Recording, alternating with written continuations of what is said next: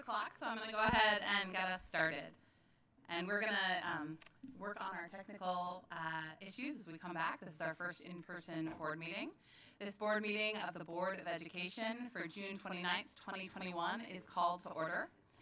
For tonight's meeting, any item that will be voted on has been posted on the PPS website under the Board and Meetings tabs. This meeting is being streamed live on PPS TV Services website and on Channel 28, and will be replayed throughout the next 2 weeks. Please check the district website for replay times.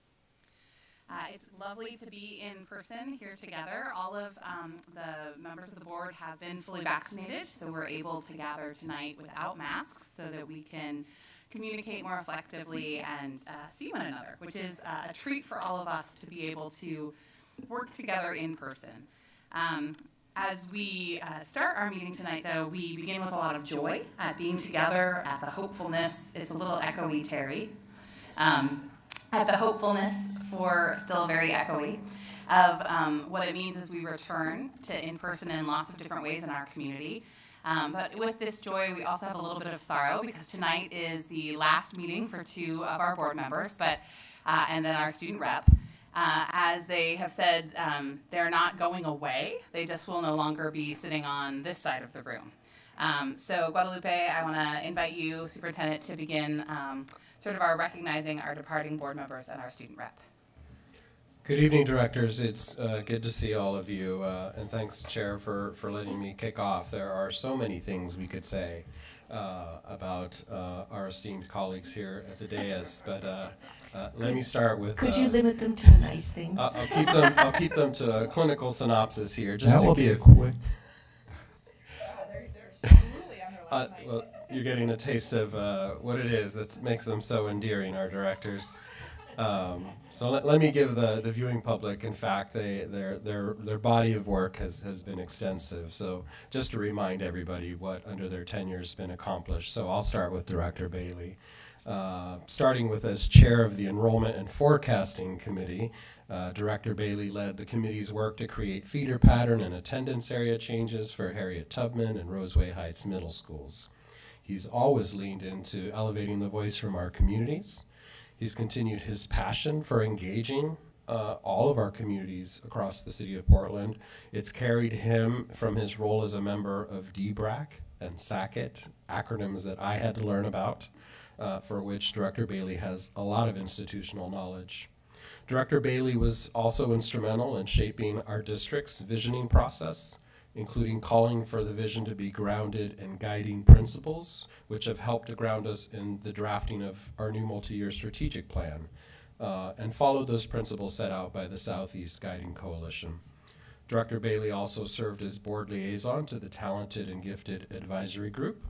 As board liaison to the Climate Justice Committee, he has played a vital role in the development of what will be an important climate crisis response policy. As I mentioned, his institutional memory, starting from his own days at Portland Public Schools and as a Portland Public Schools parent, has been invaluable. He has been, sort of unofficially I understand, voted as board member most likely to tell dad jokes. So thank you for your service, Director Scott Bailey. Vice Chair Bailey, would you like to say a few words? I just want to say, first of all, thank you to my fellow board members and to student rep, both the ones I'm currently serving with and the ones who I've served with the last 4 years who aren't here with us. I want to say a big thank you to our staff here in the central office, but really throughout the district, the people who really get it done. One thing I've learned, I think it was Director Brim Edwards who said that anybody who gets elected to a school board thinks they got elected to be superintendent.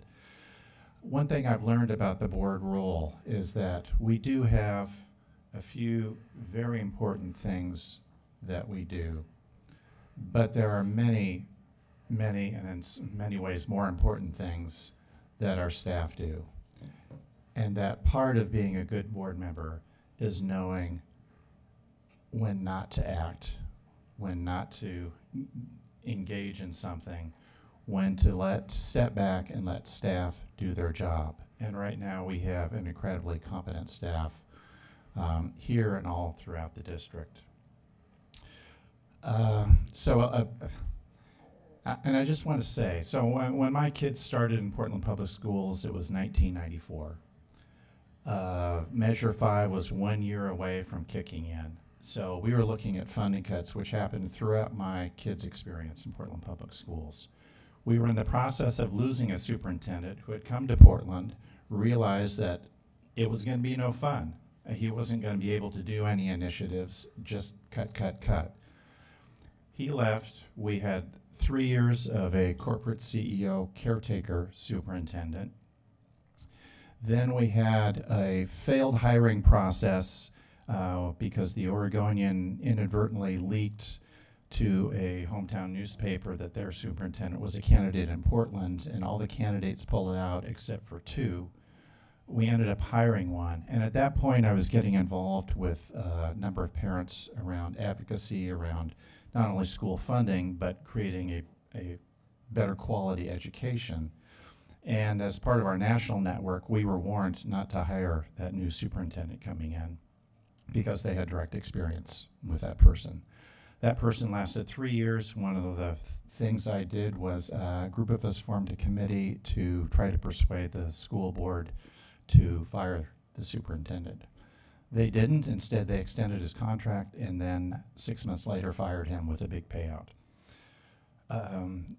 Then we had another failed hiring process, and I could go on. My point is, having a good superintendent is not easy.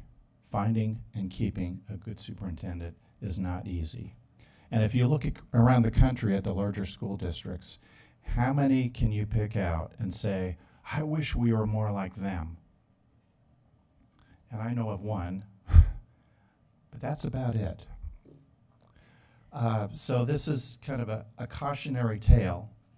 When I ran for school board in 2009 on the platform of we need management systems.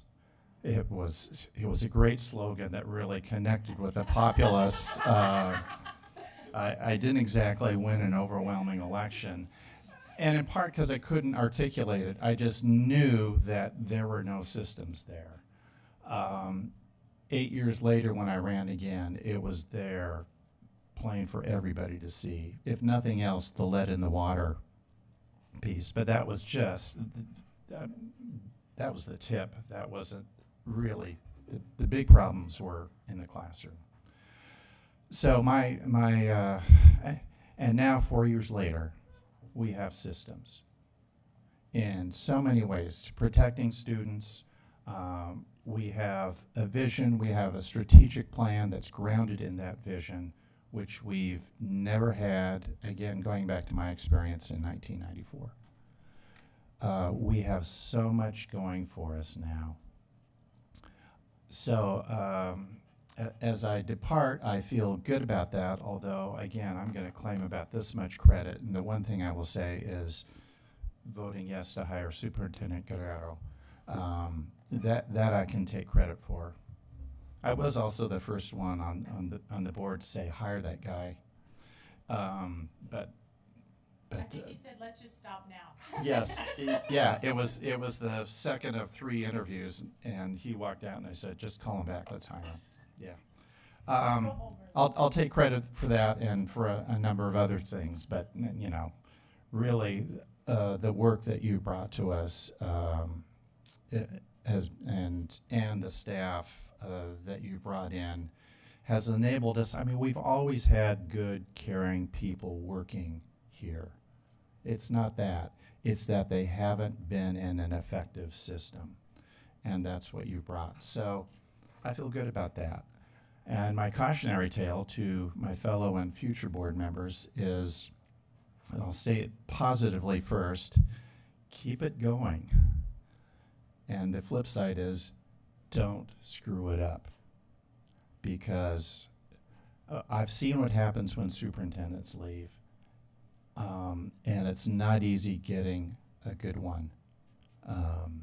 And if we're really focused on what's best for our students. Keep it up. Thanks. Thank you, Vice Chair Bailey. Would anyone else like to say a few words about Scott at this time? I'm going to say, having gotten to serve, I don't know where to look. Does anyone else have this problem right now? Because I'm like used to looking at a camera and seeing everyone's faces back, and now I have no idea where to look. So I'm sorry if this comes across weird, but it's been an honor to serve with you this past year as vice chair, and I just so appreciate your wisdom. And we are very different in lots of ways, and I think that has been an incredible strength in our partnership. And your ability to tell me when I'm wrong and being stupid in the best dad joke way is amazing. I did that once. You did that one, no. I mean, you've told me when I needed to think about things differently or called me to examine things more fully. And then I just so admire your deep love of relationship and how you listen so well. When we've been in contentious meetings, you're just so able to bring a calm by the way you listen and reflect back to people so that they feel heard. It's really amazing and has helped me to be a better leader, and I've been so grateful for it so many times this past year. So I'm going to miss you like crazy. I know you're going to still be back to cause problems and to tell dad jokes. And I know that personally this year has been difficult for you. And there's been a lot going on, and the way that you've continued to show up with humor and grace has just been remarkable. So thank you for your service. I have a couple comments, if I may. I'm going to have some combo comments because they're kind of hard to separate sometimes between Rita and Scott. So I'm just going to start at least this part with appreciation. And not that the other part isn't going to be appreciation. It's just a combined. Set them up. But before actually I get to the appreciation, I want to just correct the record. I think what I told you is once you get on the board, there's no complaining. Because like you can do something about it is usually what I tell board members. It's like, oh, complaining because you can do something about it. And, you know, you did something about it, Scott. Good job. You know, we all have sat out there in the community and talked about things that we thought the district could do differently or better, or the board could do differently and better. And you came here and you made it better. So, and if you want to complain when you're off the board, you know who to call. But our appreciation. So I love that you always bring your sort of grant general. You know, it's great. We need people who have been with the district for 50 plus years. So I love that you bring that piece with you and all the history. I love that you always bring parent voice. So you have been, you know, sitting with parents for 3 decades and listening to them, and you bring their voices into this boardroom. I can't think of in the last 30 years of any funding measure. You know, we had some wild idea, we're going to go get some money somewhere, and like, who did I call? Or who did everybody call? You were on the list. And thank you for always turning out for our kids. I also appreciate that you can get like into excruciatingly detailed information, because sometimes you have to. Like, we would not have opened those 2 middle schools. I mean, I was glad I wasn't on that committee, because I knew you guys had to go into deep details on how to be able to make that all happen, and that was your leadership. And when it came to the board, I was like, I didn't even ask any questions, I don't think, which hardly ever happens, because I knew the care. I knew the care that you guys took with that committee, you and Rita and Paul. I also appreciated that anytime we got a communication from a community member of somebody wanting to talk to a board member, you were always the first person to raise your hand.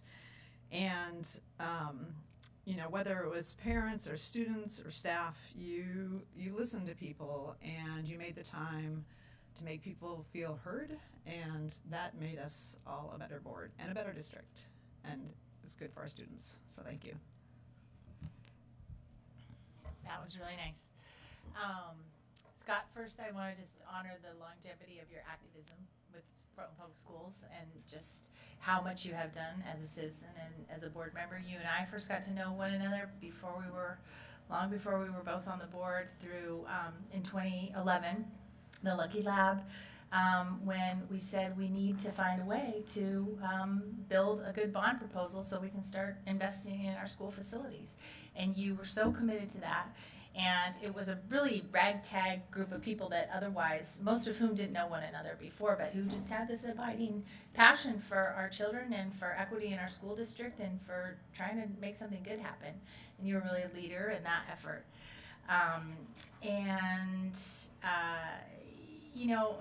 I also appreciate, Julia, what you said about detail, because the enrollment balancing stuff is some of the hairiest work that we have. And it frankly is very enticing to avoid it. But you always just dug way in, and we're always willing to meet with parents and talk to people about, the weight of what potential decisions would mean for different groups of students and different families. And I have always really admired that. So I will vow to you that I will keep urging us to face the really hard decisions in that work, because I think that's part of why we still have so much undone work there, is because boards historically haven't wanted to face the fights and the conflict. And I'm just one person, but I will vow to you, in honor of you, partly, that I will do my part to just keep in it. Even it's never easy. It's always hard and it's always ugly, but it's really, really important, and we know we have some entrenched issues there. I guess, the last thing I wanted to say is I've just always appreciated your kindness. You just bring a very gentle, kind presence, even in really difficult, challenging times, and you're just a good human. So I'll miss serving with you, and thank you for everything. I'm going to go next. Scott, it's been Director Bailey. Really great to work with you. I think you're the board member that I've spent the most time with over coffee for certain, and sometimes not coffees, depending on the time of day. I also really appreciate your willingness to have difficult conversations. I've always felt really safe in conversation with you, even in front of people, having this back and forth. I really appreciate your courage about diving in that way. And I hope that you'll be available for coffee. I still want to do that. We have our place. It's going to be a secret, but it's in Northeast Portland. Anyway, I really do appreciate you. I agree with Amy that you're a really special human, and I'm in your corner. And I've always felt that you were mostly in mine as well. I don't have a whole lot to add to what my colleagues have said, because they've all said it really well. I just appreciated getting to know you over the last couple of years. We speak similar language in a lot of ways, which I think allowed us to go after one another in hopefully, well, I found them positive. I hope you did as well in terms of some of the interactions. But it just, your activism and commitment to the district has been clear in everything you do. And I will just say that I will do my best to carry the mantle of bad dad jokes moving forward. So. And I'm surprised you didn't say anything about the Scott thing. That's a pretty special bond. Well, and I think we're going to have to appoint another bad dancer. Okay, well, that seems like the perfect note to move I was on. waiting for that. Oh, Rita wants to say things? Yeah, just a little. Scott and I have been sort of partners. I want to say partners in crime, but we've been working on issues together for a very long time. And typically it worked out to be good cop, bad cop. And I'll leave it to you all to figure out who of us played which role. It's always been, he has always made me a better advocate. Always. All right, now, Rita, you may be getting a little choked up over there, so we're going to just continue that with, I'm going to ask Superintendent Guerrero to say some things regarding you. And before I start in on that description, thank you, Director Bailey. We're here to honor your dedication and service. Thank you for the unexpected positive remarks. The other three board members at the dais who are part of that hiring committee can take responsibility and share that, but any progress we've made goes to the hardworking educators and leaders here at Portland, not just the very few executive leadership team members here who are substituting for a live audience, but all the folks that continue to toil out there and serve our students. Thank you. But let's talk about Director Moore now. This is like Rita's favorite thing ever. She also began her service to students of Portland as a community member on SACIT and DBRAC, and I never really understood what was behind, not DBRAC, okay, well SACIT, these acronyms that had a lot of apparent history and dynamic and engagement, and I learned a lot about those processes, especially as we've moved forward. Director Moore was also on the board's Community Budget Review Committee, and she continued as the school board liaison to that committee. Dr. Moore's interest in school budgeting also spanned to the school state funding, where she has been a strong, and I'll say frequent, advocate for funding to the quality education model. She was also a member of the Vision Core team, which has given us the framework to continue building out our strategic plan and spell out our priorities and how we're going to get there. Director Moore had a seat on the Oregon School Boards Association Legislative Policy Board, as well as was chair of this board's intergovernmental committee. I've known Director Moore to be thoughtful, empathetic, intelligent, and student and family centered. She continues to look at the big and the small decisions through an equity lens. Last year, she authored a resolution in support of recentering the PPS student experience through supportive and affirming people, culture, and climate. I know that's a lot, but it's an attempt to bring caring and sense of belonging to our school system. It encourages positive relationships and that kind of affirming climate in every school, but also reaffirmed a decision to discontinue, for example, the regular presence of school resource officers here on our school campuses, which is something she had been a strong supporter of for many years.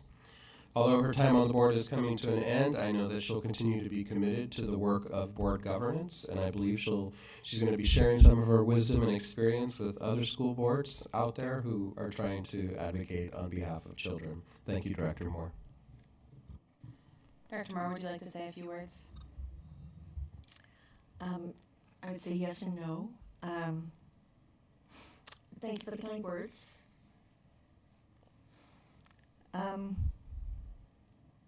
Can I just say I have cried more on this dais in the last 4 years than I think I have in my entire life. It's done taking a while to figure out why. It's been an honor and a privilege. I'm going to miss speaking on the board.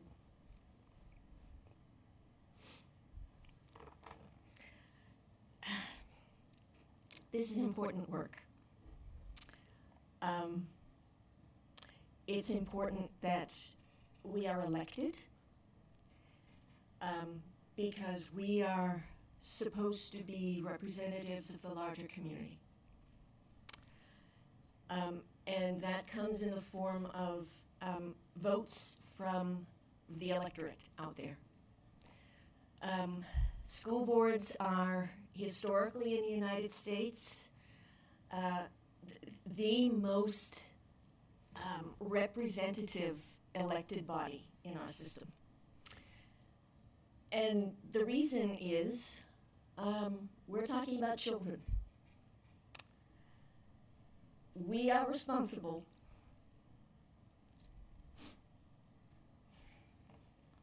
this is what gets me. We are responsible for caring for our children, all of our children.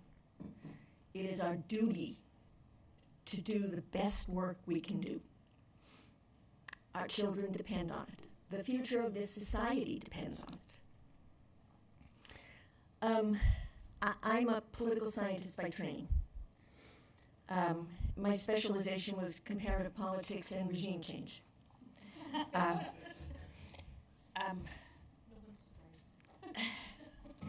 And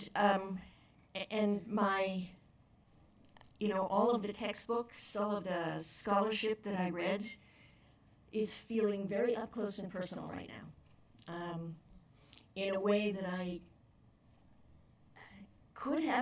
did imagine, but didn't want.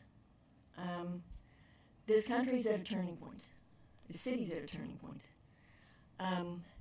It's everybody's responsibility to engage with the most critical issues this country has probably ever faced.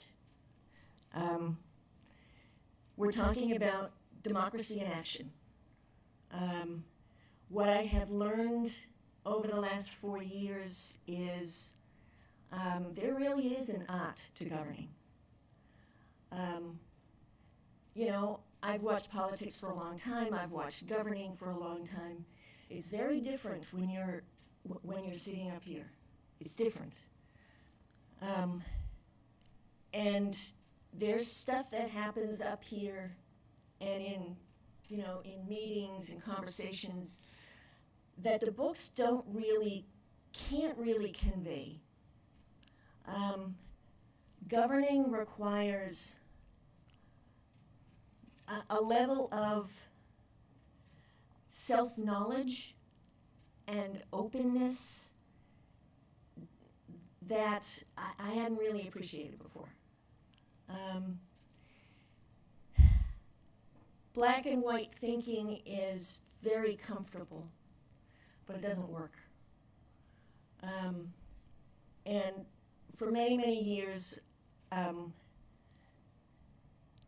should I mention that my therapist used to mention this? For many years, I lived in a world of black and white, and have, in my advanced age now, I have come to realize that life is lived in the gray area. And that doesn't mean it certainly doesn't mean it's dull. It does mean that it requires some nuance. You can't win them all. Sometimes you can't win any. But still, you do it because it's important work. So I guess, my parting words of wisdom to my colleagues and my successor and Scott's successor is look for the nuance. Keep the big picture in mind. This is all about the big picture. If you get lost in the details, you'll never get out again. This is all about the vision. What are we trying to achieve here?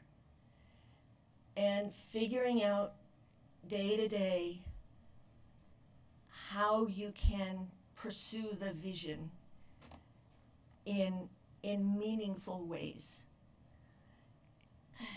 And it's often really hard to see how what I'm doing today, which is like mind-numbingly detailed, how is this connected to the vision?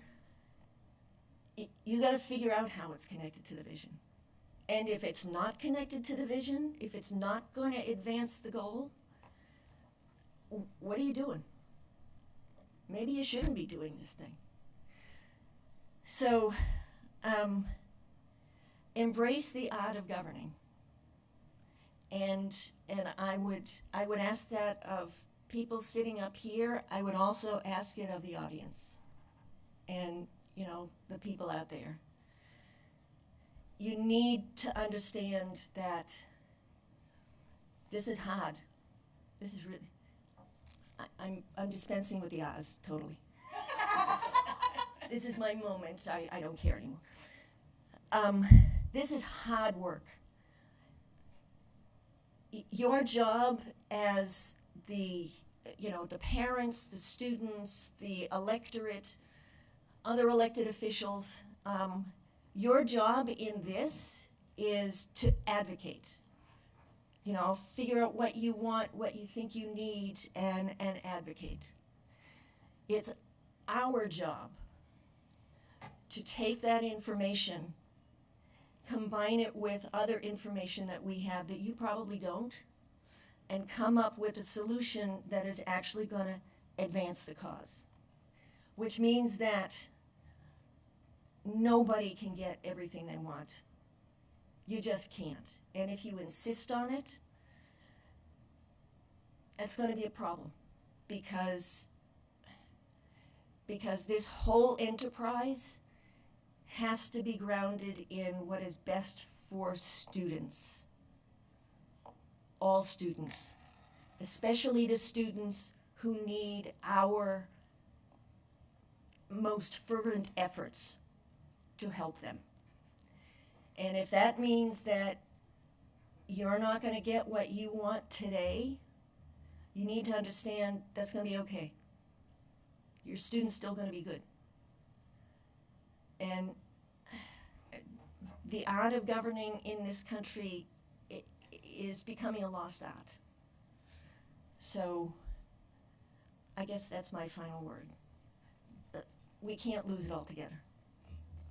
I'm going to jump in first on this one. So, as with Scott, I've enjoyed getting to know Rita over the last couple of years. And I think my favorite thing was that one of the very first experiences with Rita was that I got to go to Boston and hang out in Harvard Yard with you. I mean, that was like, that was sort of just brought it all home in terms of where you're from. I think And the Red Sox. Don't forget the Red Sox. Yeah. Because that would not have happened without me. Just saying. That's it. No, I love the fact that with Rita, and don't take this the wrong way, you were so ready to step on a soapbox, and it was so easy to put one in front of you. But every time we did, I learned something. And every time that, and it was a small soapbox or a big soapbox, and we put it there, and you'd step right on it, and then you'd sort of launch. And the passion you brought to it, and the word that came to mind when I was thinking about it was righteous anger. And what I loved about it is that, in my mind, it is that righteous anger that's required to actually get transformative change, right? That there are other forms of anger that are destructive, but a righteous anger and passion, combined with obviously the willingness to put in the work, which you do all the time, is actually what drives transformative change. And since I've been on the board in a very, very short period of time, I think we're seeing that, and it is absolutely a result of your efforts. So thank you for that. So, Rita, your comments that you just made, I want to say that right there is what I respect and appreciate most about you. And it's pretty much what you just said, Andrew. Like your willingness and your ability to frame that all the issues that you're most passionate about. And I treasure those speeches and rants because you really have, we can always rely on you to distill things to the essence of what's most important. So I really appreciate that about you, and it's a great skill. And also, I think this is in line with what you said about yourself in terms of transitioning from black and white thinking to gray thinking. But I have really seen you, in your time on the board, evolve from being a longtime activist and outside agitator with a lot of righteous anger to a problem solver. And that is not easy. And that's part of the art of governance that you're talking about. And it doesn't happen overnight because it's a complete shift in your persona and approach. But now, it's a realization that the they is now us. And I have seen that more sharply with you, and I've seen the evolution more complete with you. And especially because in those early years, it was still a lot of chaos, and a lot of stress and a lot of broken parts of the enterprise. But you really became a we, and it's our responsibility to make things better. So I always really appreciate that about you. And Superintendent, I was just waiting for you to say, maybe as your final, and she's wicked smart. So I'm really happy that I get to say that because that's true as well. So I'm going to miss you. Oh, the other thing I wanted to mention too is just through your professional work in child welfare. I mean, maybe this is where most of the tears have come from. You have such a heart for children and their life experiences and injustices and trauma. And that was always at the center of the work for you. So I will miss that perspective that you brought in that way. So Rita, you and I got to serve on CBRC for a couple of years there, and that's where I learned that you were really smart and passionate and knew a lot, and I admired you greatly. But I'm going to talk over here because, yeah. Being with you on this board, we have formed a really important mentorship, and I just so appreciate, when I was nervous and I first started and didn't know like where to sit, or, Julia was stealing my agenda. Julia likes to have lots of papers, and I took up too much space, and then my agenda was gone, and I didn't know what to do, and it was my first meeting, and I'm confused and scared, and then Rita's handing me the agenda and taking care of me. So from then on, we've just had this really beautiful friendship and mentorship, and I believe that you've been really good for my marriage, because when I've needed to think through something or complain about something or talk about something, instead of my poor husband having to listen to me rant, I get to call you instead, and you're totally into the ranting, as we've all heard. So that has been such a gift, your ability to listen. And again, like with Scott, you have made me so much better by challenging me, asking me deep questions, sharing your story and your passion, your child's story, the stories of the families you've advocated for. And I will definitely carry a lot of your words with me for my next 2 years on the board. And I know that I'm going to still be calling you to rant whenever I need it. And all the things. But I think the best thing so far on my service on the board has been the friendship that we have developed. And it has made me a better board member. And it's been a heck of a lot of fun. So thank you. I guess I'll go next. You're going to be a hard act to follow. Very hard. I've really appreciated your passion. I'm a little envious of the mentorship, but I think that maybe now's a good time to suggest that we have a buddy system for incoming board members, a Rita Moore buddyship. So aptly named. I've really enjoyed your attention to governance. It's also helped me understand how to show up. Once you get past the passion, you have to do things right, mostly. And so I've really appreciated that about you. And I'm going to miss working with you. Okay, my turn. So I'm going to just back up a little bit because these are like comments about Scott too, because while we're talking about the last 4 years, I've known both of you for 30 years. And so I want to pay tribute not just to the work that you've done for the last 4 years, but also just your last 30 years. And you never leave PPS, so it's not the end. But I want to acknowledge that, because I think sometimes they're like, hey, how did that person get on the board? It's like, you guys got on the board because you did so much of the work, and we're really leaders in the community even before you got on the board. So I want to acknowledge that. And again, there wasn't a time when there was a rally, a protest, a legislative hearing, going to City Hall, where you guys both weren't, raising your hands and being part of a bigger movement to support public schools, fundamentally. And not just for your kids, but as evidenced by your kids are out of PPS and you're still giving. So I want to say that about both of you. But just like with Scott, I want to talk about some appreciation. And I think the first one, Rita, is I appreciate your office hours, because they align just perfectly with mine, which is anytime after 9 o'clock at night. It's perfectly a fine time to have a conversation. Yeah, but then you and Julie and I were in board leadership. It'd be sometimes like, why are we texting? Let's just all get on the phone. It's like 11:30 at night, so what? So I appreciate your office hours. And I also appreciate, there's no sugarcoating with Rita. You totally know where she's coming from. It's like, you don't have to guess. So I've always appreciated you just lay that out there.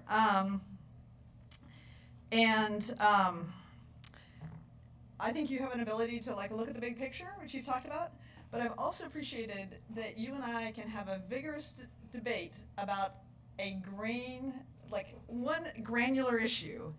And we could go on for an hour, and everybody else is moved off to a different topic. And we're perfectly perfectly content to just keep that vigorous discussion going. So I always like that about you. It's always interesting. It sparks my you're a curious person, and you just bring a different perspective. So I love those conversations. You're super smart, as other people have noted, and you bring with smarts also like your heart, and I think that's what makes you an effective board member. I want to say, like, when you were on the board, so in addition to all the work as a parent activist and a parent leader, I spent 4 years with you on the policy committee, and we had a chance to talk about that the other day, which is really the evolution of the work that we did. But I also think it's worth noting, like, the epic 2017-18 year, because, we walked in this, boardroom, and it's not the district that we see today, and not in a better way.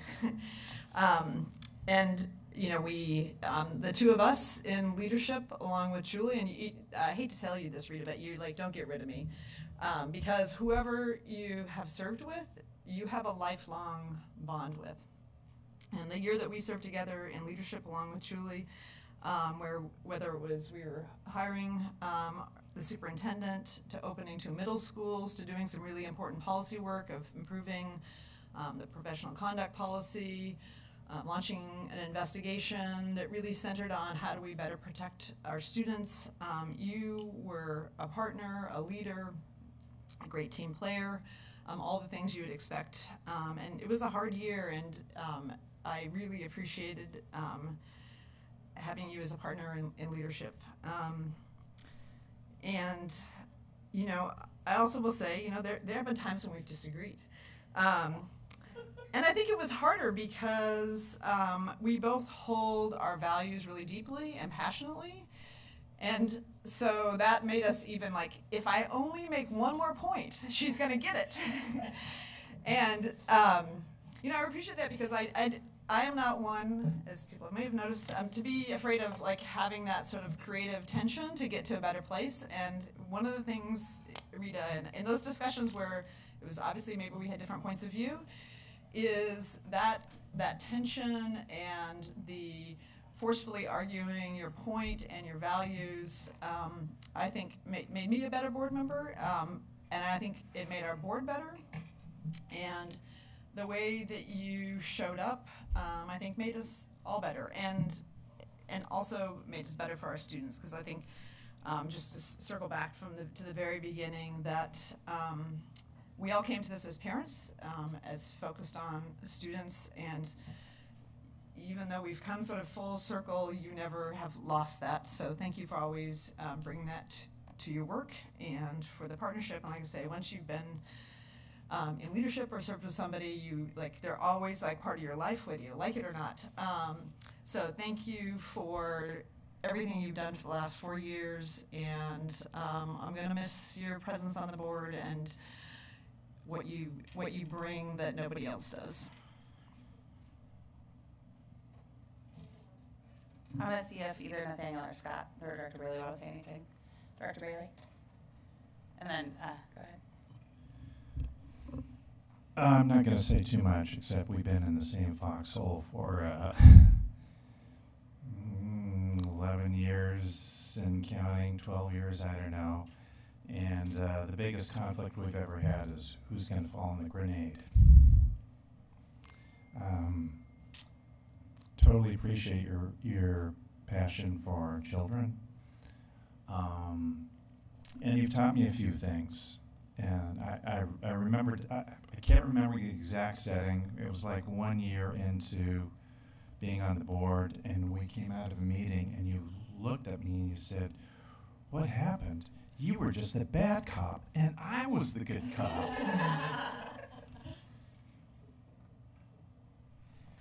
Okay, now your turn again. It feels a little bit like what a funeral must be like. Only I'm here. True. I forgot to say one thing that I wanted to say. As Scott mentioned, there's not a lot that any of us as individuals can take credit for. But the probably the thing I'm going to look back on with the greatest pride is having been part of the board that hired Superintendent Guerrero. PPS is a completely different district than it was. We still have a way to go, but it is light years from what it was 5-6 years ago. Light years, and for that, I think we have to thank Superintendent Guerrero and the team that you have recruited, and all of the staff who have worked so hard over the last 4 years, and especially this last year where it took Herculean efforts to maintain a quality educational experience for our students. It's been a privilege working with you. I will miss it. One of the things that Director Moore and the superintendent have in common is, of course, Boston, but they also are both wicked smart. So, Superintendent, we have one more member of this team to honor tonight, and that is our student representative, Shu. Thank you, Director Moore. Yes, Nathaniel Shu, our first and hopefully last student representative on this board who's had to serve his entire term until this evening, our last board meeting, virtually. So despite all the physical distancing requirements, Nathaniel found ways to reach out to students across the district, even if it was virtual, gathering input on topics. What are our thoughts about returning to in-person learning? How do we create ways for students to continue to submit questions, to share concerns, to lend input, to inform his platform and that of his leadership team with those of us in the central office? He still found a way to host a virtual student summit, which not only gathered students from across the district, but tapped other student leaders to speak on issues related to equity and social justice. Nathaniel led the district student council through its own endorsement process for this year's school board election also. And it's not always easy to speak up in forums such as this one, but Nathaniel has not wavered from advocating for a student voice, for making sure that they are heard as an important and essential component to our engagement with the community, and that includes our primary stakeholders, our students. So please keep us updated on how you're doing as you continue your educational journey.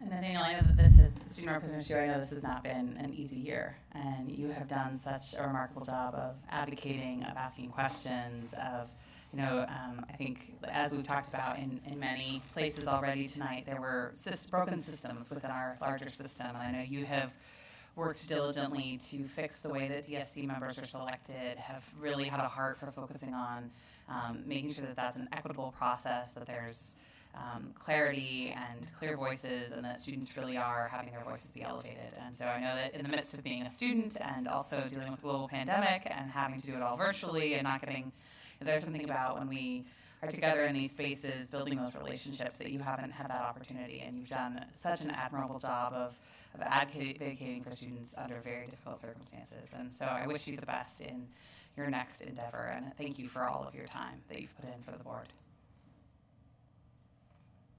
I'm going to appreciate you too.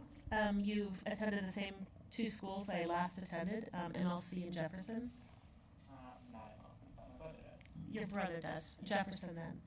I appreciate you having invited me to your student meeting. I refer to that meeting at least once a week, actually. So it felt really inclusive to be invited to that. I've watched you advocate during the school board elections for increased voice for students, and I just really appreciate you. I wish you the best after high school, in college, and in life. Thank you.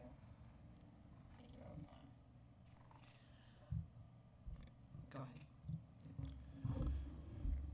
Well, I'm kind of bummed for most of my tenure on the school board, whoever was chair wanted me as far away from them as possible, and they couldn't stick me next to the superintendent, so I would be hanging with the student rep, which I totally enjoyed, and missed out on that with you in terms of having that kind of, one was whispering something to the other one. Can you believe what the heck are they talking about? Which agenda item are we on? Yeah, I know. I do want to say it's been kind of a somewhat of a frictional year around student engagement. You guys are feisty, and I think that's good. And as Ailey said, it's because we have some frayed systems where we need some work, and you were front and center in pointing that out and pushing, and that's going to put us in a better spot. So I want to appreciate that, and also I can't tell you how many times when you gave a report that would, you've got a little bit of a Dr. Moore rant. It's there, and how many times, you just delivered a message, and I just thought, dang, I wish I had said that. So, total respect.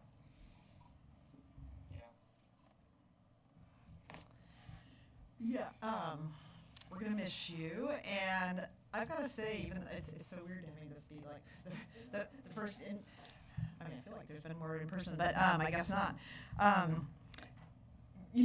been on the board 8 years, so I've served with 8 student reps, and I've got to say, I think this year, despite it being virtual, there was more student engagement in our work, like the committee work, the board work. You did that big survey on the reopening, and in a year in which it was, aside from your own kids, your neighbors' kids, or your friends' kids, it was hard to get a pulse on like what people were thinking because we were all very siloed. And I think you did a really great job of leveraging other students who were interested in engaging with the board and bringing student voice into our work and perspectives.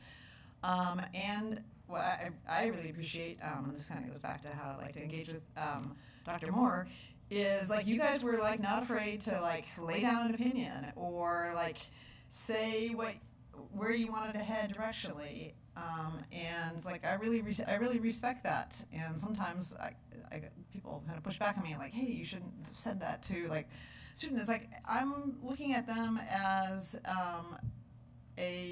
another person who is contributing, whose point of view is just as valid, maybe more valid because they're in the schools.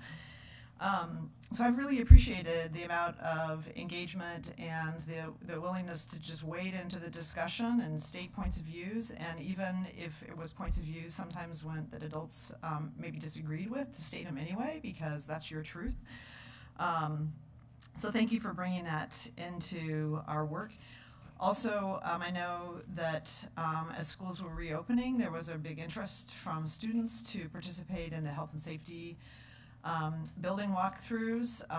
Since students were going back in the buildings just like staff, and you helped facilitate that. And I think there was student engagement, and I think at the end of the process of those walkthroughs that both students and staff had a better understanding of the measures that staff had taken to make our buildings safe and places that we can go back into. But I really appreciate you sort of pushing that as important for students to know what they were walking into. So thanks for everything that you did this year, and I hope you stay engaged in policy discussions and legislating. You've got a bright future in front of you. All right, now on my agenda it says in highlighted gold and all caps and lots of exclamation points, now we give gifts. So wait, hang on just once. Oh, I'm sorry, Amy, I thought we were done. No, just brief remarks. First of all, I want to thank you for just persevering this year. I mean, it's a lot to ask to have another layer of responsibility on top of remote high school. And you were all in the whole way. And I really appreciate that. And I absolutely believe that you're leaving the function of the student representative better than you found it, and that you helped create some systems and habits that will last after you're gone, and help us, help us have much more authentic student voice in our decision making. So I really appreciate how persistent you have been with a lot of that, and also just building up the structure of the DSC. So that it isn't fragile anymore, because we've seen that through the years that it could, it could depended a lot upon who maybe was in a leadership role, and whether it was robust and successful or whether it was limping along. And I think the changes that you've helped make will last. So I just really appreciate your perspectives. And another thing I really appreciate about you is that you would always ask when there was something that you didn't understand, with just humility and no embarrassment, which is of course how it should be. And just I think that was a great model for us. But most of the time you didn't need to, because you were always just really well prepared and really well versed. So I wish you well. I hope you get to have some fun in college, because this was a rough year, and college is fun. So thank you. It's been a pleasure to serve with you. All right, Andrew wants to say something, and then we also have to give Nathaniel a chance to speak chance, as I well. know. So I'm just excited about presents. Can you tell? So go ahead, Andrew. Most of my favorite people in the world are thoughtful, quiet, and wise, and those are the characteristics I saw from you all year long. And your willingness to sort of pass on questions, and then we come back around and you'd say something so insightful and so informative to the rest of us. And I think that, again, it's those characteristics served us really well as a board, and I know they're going to serve you really well in life. So thanks for what you did this last year. Nathaniel, did you have any remarks at this time? I know you've got your student report later on. Yeah, I don't think I really have anything at this time, but if you like my Director Moore style rants, you're in for it with my report. All right, so there's a spoiler. All right. Yeah. So I don't know how I'm supposed to do this, but I'm gonna start with Nathaniel's gift, because I think this is a really important sending off for you. So we have for you a certificate of appreciation, and then the board chipped in to get you a gift card to your college bookstore. So to prepare you for what's next and to get you ready. So I'm gonna get that for you now, and then I think the superintendent is doing other presentations. So I think we need to give Nathaniel a round of applause and appreciation. Oh, thank you.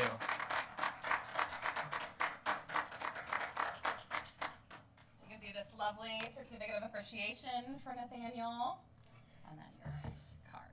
Thank you so much. Oh, thank you. This is great.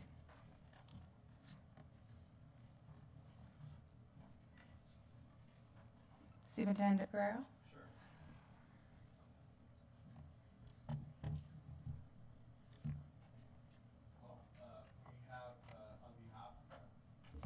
On behalf of Portland Public Schools students, educators, board, in recognition for your service, Director Bailey, we have some framed art by Portland Public Schools student artists. This one's called St. Helen's Goat by student Francis Worth. We hope that you'll hang it proudly in your home.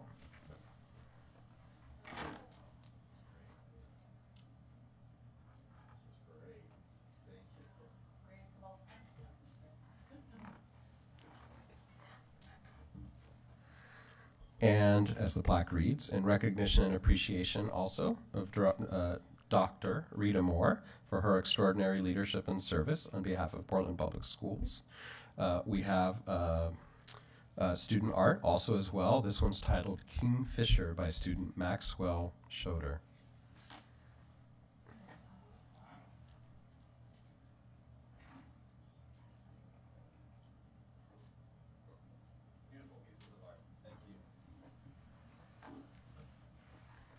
I think we've talked tonight a great deal about the importance of governance, and I know we've all appreciated the hard work that Scott and Rita have done, and yet this artwork is a reminder of that vision, of that big picture, of the incredible work and beauty of our students, and I hope you all, keep these as a reminder of the work you have done and the lives you have touched in your time on the board. We turn now to really fun stuff, our board consent agenda. If there are any items that you would like to pull, we will set those aside for discussion and vote after we vote on the rest of the consent agenda. But first, Ms. Bradshaw, are there any changes to the consent agenda? No. Board members, are there any items you would like to pull from the consent agenda? All right. Do I have a motion and second to adopt the consent agenda? So moved. Second. Oh, that's so much easier to do in person. Director Scott moves and Director Brim Edwards seconds the adoption of the consent agenda. I have to say that my internet had quite a lag often, and so you all would second and move, and I couldn't always parse out who was doing it. So thank you for your patience with me over this last year, especially with that laggy internet. Okay, is there any board discussion on the consent agenda? I just have a couple of comments that I wanted to make. One is that it was really exciting to see the contracts for the technology investments coming from the bond. It's happening. It's really happening. We saw Don Wolf trying to plug something into a ceiling. We know it's happening. But that's just really exciting and transformative, and I want to share that. And then just the other thing I wanted to note was that I hope everybody had a chance to look at the responses from our community-based organizations to the request for proposals for new services, because A, they're really thoughtful and impressive in terms of what those partners are delivering for our students, but B, it is an artifact of such a huge improvement on our side in terms of how we, what we're looking for and how we track it and measure it, and how specific we are about the kind of results that we're looking for our students. And they're like 85 pages long, but it's really worth digging in there on the consent agenda and looking at the responses from those partners, because it's really important work and often for some of our very most vulnerable students in the district. So just those two things I wanted to know. I had a comment on something. On the business agenda, it's resolution 6337 on the Trillium Family Services new lease. So last year, the policy committee and this board approved a change to our real estate policy to take into consideration some factors of where we might provide discounted rent, or maybe change the traditional structure of our relationship with entities that rent our space or lease our space. And tonight we're going to be voting on one of them, Trillium. And we set up some criteria, and this came out of the policy committee about, they have, in order to get this reduced rent or a different financial structure, you have to have official connection to the district or confer a significant benefit to the district and the community it serves. Extraordinary circumstances on the financial status, and then how the enrollment data support, how the organization supports underserved students of color, students whose family qualify for free and reduced lunch. And so tonight we're voting on, we had a couple of requests for that, and tonight we're voting on the Trillium one. And really reading through here, it made me realize the work that we do matters in policy, because this is a direct result of that. So I'm going to be heavily voting for that in a way that support them, an organization that provides a lot of services to our district. And I'm also looking forward to, we have another application from Kairos, another one of our partners, of also concluding our discussions with them and moving ahead. But I'm excited to see the Trillium Family Services resolution on tonight's agenda, and continuing and deepening our partnership with them. They serve some of our most, the students need it most in our community. I had just one quick question about something on the expenditure contracts, if I may, having to do with just a quick question about Peace in Schools, and I was wondering why Jefferson was off the list there. Oh. It looks like all of the other schools. Let's see if I can bring it up. Just curious about that. Looks like Alliance at Meek, Cleveland, Grant High School, Lincoln High School, Madison, that would be Leotis McDaniel, MLC, Roosevelt, and Ida B. Wells are all listed for services from Peace in Schools. I was just curious why Jefferson wasn't on the list. Might have to do with partner teachers, but I'm not sure. Yeah. Okay. I was just curious. I'm a big fan of theirs. They do great work. Let me go ahead and find out. I appreciate that. Okay, any other questions on the consent agenda? I'm going to do a very quick rant a la Director Moore in noting that, and following up Director Brim-Edwards' comments about Trillium, is that one of the reasons that we're lowering rent is that the state has underfunded those kind of services, and it's put them into continually year after year a dicey situation with budget. And so I think we'll be in a moment able to say we're happy to support them. Take it away. You want me to finish the item here, or Ms. Bradshaw, is there any public comment? No. The board will now vote on resolution 6334 through. Pardon me, I'm so sorry. Oh. The only other comment I had was in my board packet. I was not able to open the Mount Scott Learning Center. They're really long and really slow. I had that problem too, and then I just tried a few more times and they came up, but they're like 85 pages long, and so I did have that problem. But I think. And my internet went out last night, I think, due to the heat. It also had problems several days earlier, Sunday, I believe, and it just came up. So unfortunately, I haven't had an opportunity to review it, but I guess I'm the only one that had trouble. I can see how that would be the case, Director, to pass the document's 317 pages. So the download probably paused on you, but I just noticed in testing it comes up. It came up fine here. I finally Again, got thanks all of to them, that. but it took me several tries. It's interesting because I'm paying for the highest speed available. I'll be making a phone call tomorrow. Broadband infrastructure. Okay. Oh wait, here goes Rita. Sorry I didn't mention broadband is a utility. I'll leave it at that. I thought I could head her off at the pass, but apparently not. The board will now vote on resolutions 6334 through 6339. All in favor, please indicate by saying yes. Yes. All opposed, please indicate by saying no. Are there any abstentions? And by the way, yes. The consent agenda is approved by a vote of 7-0 with Student Representative Shu voting. Yes. And you were saying yes there, Vice Chair Bailey, because you were voting yes, not because yes, you had an abstention, correct? Correct. Okay. Just want to make sure we've got that on the record appropriately. Thank you. That's one of the nice things about being in person is when I needed to step out for a moment, Vice Chair Bailey could quickly take over, so that works perfectly. We now turn to student and public comment. Before we begin, I would like to review our guidelines for comment.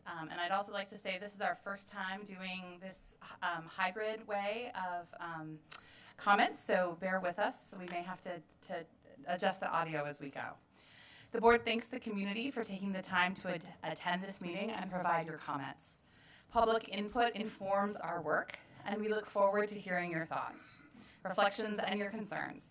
Our responsibility as a board is to actively listen, and please know that board members do take notes during public comment. Our board office may follow up on board-related issues raised during public testimony. We request that complaints about individual employees be directed to the superintendent's office as a personnel matter. If you have additional materials or items you would like to provide to the board or superintendent, we ask that you email them to publiccomment@pps.net. And please make sure when you begin your comment that you clearly state your name and spell your last name.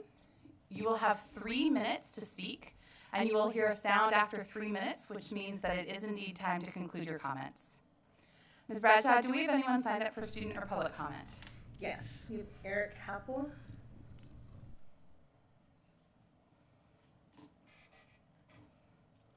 Hello, can you hear me okay? It could be a little louder, I think. Okay, I can speak louder. That's perfect. No, our sound guys just turned it up a little bit, our sound people. So we are great to hear you, Eric. Thank you. Okay, sound good now? Sounds perfect now. Okay, thank you. Eric Happel, Happel, 3 children in Portland Public Schools. You've heard from me before. As we enter summer, I want to take a moment to reflect and learn while we look forward to this coming school year. I think we can all agree this past school year was a considerable setback for most children. For my house, personally, I was deeply saddened to see many of my children's friendships lost and how what used to be a vibrant, bustling house is now often 3 closed doors as we work to get them out of the online computer all-day school mode. I think we can all agree that we expect and want more out of the new school year for our children, teachers, and staff. To that end, well, the governor and the new RSSL advisory document released last week both clearly stated that Oregon schools should open 5 full days for fall for all students in person with all co-curricular activities. It also left in place virtually all of the health and safety strategies, albeit as advisory. These strategies are at odds with the upcoming opening of the state and the evolved understanding of COVID-19's impact, particularly on our children. Oregon is opening because cases have fallen by over 70% since our mid-April peak, and hospitalizations have fallen by over 50%. As for our kids, 0 to 19, cases have fallen equally as fast. Hospitalizations even faster at 85%, and deaths remain almost 0 since the beginning of COVID for this group. For 0 to 19, hospitalizations are 25 times less than those older. That's 0.2 per 100,000. Kids remain the least affected by COVID and the most safe from negative outcomes. My hope is we are smarter this year and instead be leaders and carve our own path that puts the whole child at the center. Just as the state is about to open to all, unrestricted, a whole child needs in-person school, unrestricted, to build friendships, to play with other children normally, to see teachers' faces and teachers see student faces, to once again truly be in person, just like each of you are now as you sit there, and you will be going forward starting tomorrow without restrictions. Our ask, please do not make any agreements with any entity or group that will limit full, normal, pre-pandemic in-person education for the 21-22 school year for all kids. Please, let's be leaders of the state this time. I hope we can learn from the past and use reason in our hearts to deliver 5 full days of normal pre-pandemic level school for our children. Thank you. Thank you. Thank you. Thank you. We have Kira Thank you. Kador.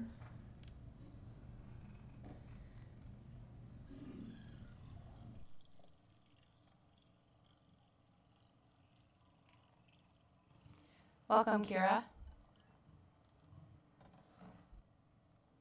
Hello, Kira Kador, C-A-D-O-R.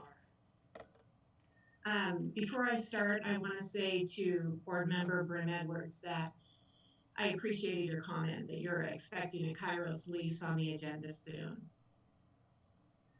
I'm here to make clear how the Kairos PDX board, that's filled with a diverse group of Portland entrepreneurs, professionals, social justice and education advocates, feels about our relationship with PPS.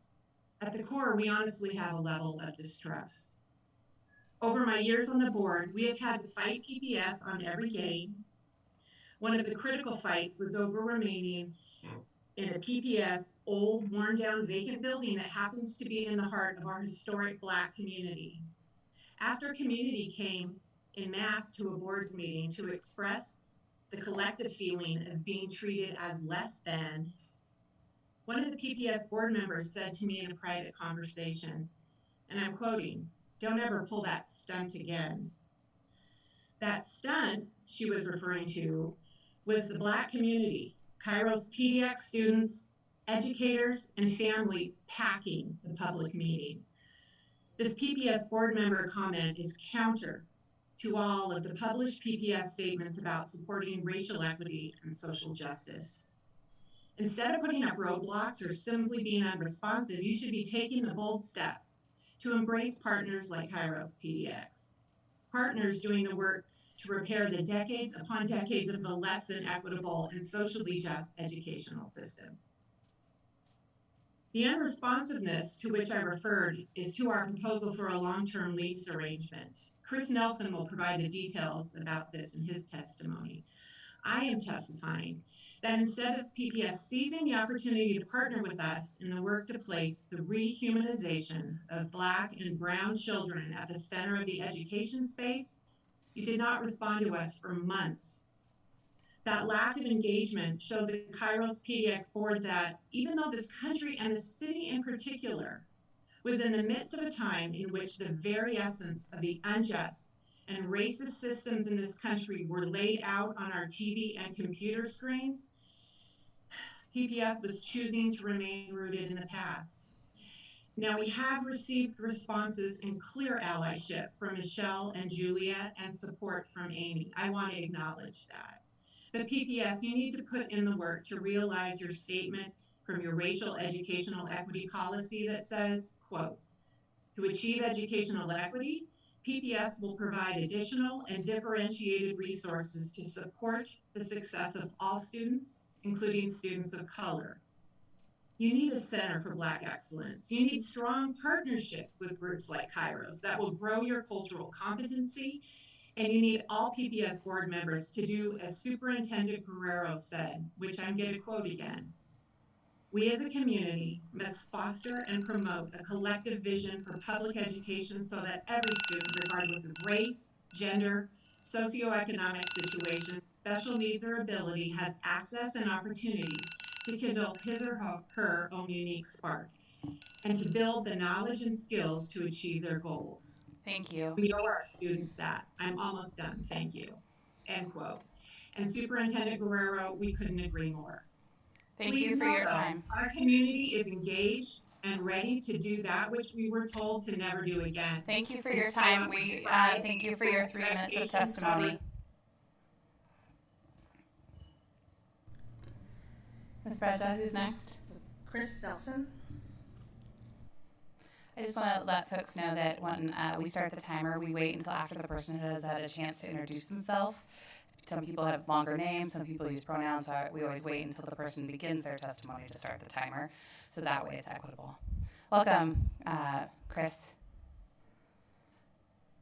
We can't quite hear you right now, so I don't know if you're muted or if it's our end. That was me, operator. Okay, great. Sorry. Welcome. Thank you, and thanks for your patience with our technology. Yeah, so Chris Nelson, Nelson. I'm a founding board member and chair of the real estate committee of Kairos PDX. I'm also owner of a private commercial real estate company, Capstone Partners. Sadly, I'm here testifying again to voice our continued frustration with the lack of importance PPS leadership has placed on our pending lease agreement at Humboldt School. As some of you probably recall, I've testified previously with similar grievances related to the manner in which PPS has handled real estate matters for Kairos PDX as a tenant and PPS education partner. I think Kira did a great job sort of laying out the concerns in a more important way, but I do want to sort of recount most recently over the last year some of the timeframes and milestones that just continue to drag on. We initiated a new proposal for a long-term secure lease agreement last July 17th. In August of 2020, Claire Hertz notified our board chair, Marsha Williams, that a formal proposal in response couldn't be provided until the board policy committee completed its work to consider criteria for below market lease terms. In late November, several months afterwards, PPS agreed to a 1-year extension of our existing lease agreement to provide more time for its board policy committee to complete its work, which was continued to be ongoing. In early December 2020, Claire Hertz notified Kairos that the policy committee was still working on criteria for below market lease terms and that the first presentation to the board would be in January. Marcia followed up again with Claire after that time and on January 19th to check in on the status of the policy committee work and to get an updated timeline. On January 24th, Claire reported that the board would be considering this action at its January 26th meeting after being voted out of the policy committee. On February 9th, our board chair, Marcia Williams, wrote a letter to the board, which you may remember and is attached to my testimony. I don't have time to read it again, but I do encourage you to all read it again because it was very well said, much like what Kira said. On February 9th, the policy committee advanced the full board the first reading. Marcia's letter was read. On May 6, 2021, Kairos issued another detailed and revised proposal for PPS consideration. We received a counter proposal on May 27th that addressed several of the points, but still it's way off on the most important economic deal points. For the record, I should point out, like Kira, that Julia Brim-Edwards, Amy Constam, and Michelle DePass have been good advocates. And Liz Large, PPS counsel, has been a good negotiating partner, but it's clear that she's been limited in her authority to act diligently and responsibly to get our transaction done. It's been almost a year from our initial proposal, and we still don't have a firm lease agreement for a secure, long-term, and economically sustainable lease agreement at Humboldt School. We've received numerous verbal assurances from leadership that Kairos matters and is a priority, but the actions over the last year certainly don't support those assurances. We request urgent action by the PPS board and its staff leadership in early July to prioritize this lease so we can focus our efforts where they matter most, which is on the education of our kids. Thank you. Thank you. Thank you. Next Thank you. Kim McGarr.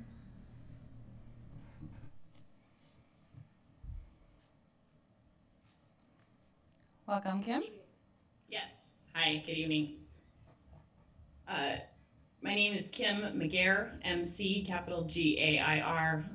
As you know, I'm the parent of a PPS high school student. I would like to address 3 topics in my short time. First, I want to express my disappointment that I'm addressing you virtually, where I cannot even see the people that I'm talking to.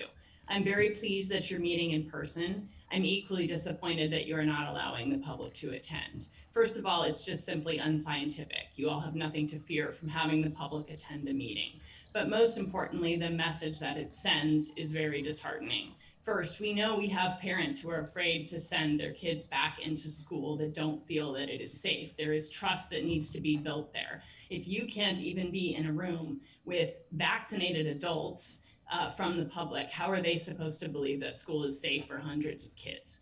Secondly, we know that our vulnerable communities are justifiably vaccine hesitant and don't trust that the vaccine is safe for them. You are all vaccinated, yet you don't think that you can be safely around the public, or at least that's the message that you're sending. What message does that send to them while you're trying so hard to get teens and high school students to be vaccinated, particularly those from all vulnerable communities? You obviously believe school is safe. You voted to open 5 full days. You need to walk that walk. Actions speak louder than words. And the message that you're sending today is a step backwards to safely reopening and fully reopening our schools and having students and families feel like it's safe. Second, I want to address learning loss from this year. The data is coming out more and more every day about how much kids have lost, particularly those kids in places like Portland that barely got to go to school at all this year. We cannot just start in September and act like everything is normal. The PAT will do everything they can to sweep all of that under the rug and proceed ahead as if they actually taught kids meaningfully this year. They didn't. I'm asking you as a board, this is your responsibility to direct the superintendent and his staff to come up with a concrete, written, action-oriented plan to assess learning loss in every single PPS student and address how you're going to fill those gaps. If we don't do that, we are going to have holes in every single student's education from this year that will never be filled. And that's going to get really hard at the high school level, but it's hard all around. We have little kids that have lost reading skills. We have learning loss everywhere. So I'm asking that you direct the superintendent and staff to fill those gaps. And finally, I want to address a larger theoretical point. I heard a lot tonight about being student-centered. I've been to a lot of these meetings in the last year, and I have to say I haven't seen a lot of being student-centered. I've seen a lot of being adult-centered. Teachers afraid, administrators afraid, all of that. It's time to return to being student-centered. You guys need to press the reset button and take a step back and figure out who you serve and put them first. They've sat in the back seat for 15 months, and it's time for kids to be back in the front seat in your decision making. The decision made just today not to serve student meals on a day where it's 92 degrees outside, Thank and you for made your that decision testimony. at 1 o'clock yesterday. And these kids rely on those meals is just one example of not Thank being you for your student-centered. testimony. Thank you for the time. Apologize for going over.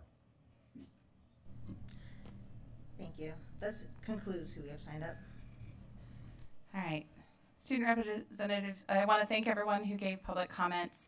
Our board manager, Roseanne Powell, will connect with folks who had specific follow-up issues. We move now to our student representative report. I am so excited for the rant. Are we ready? Student Representative Hsu? I believe so.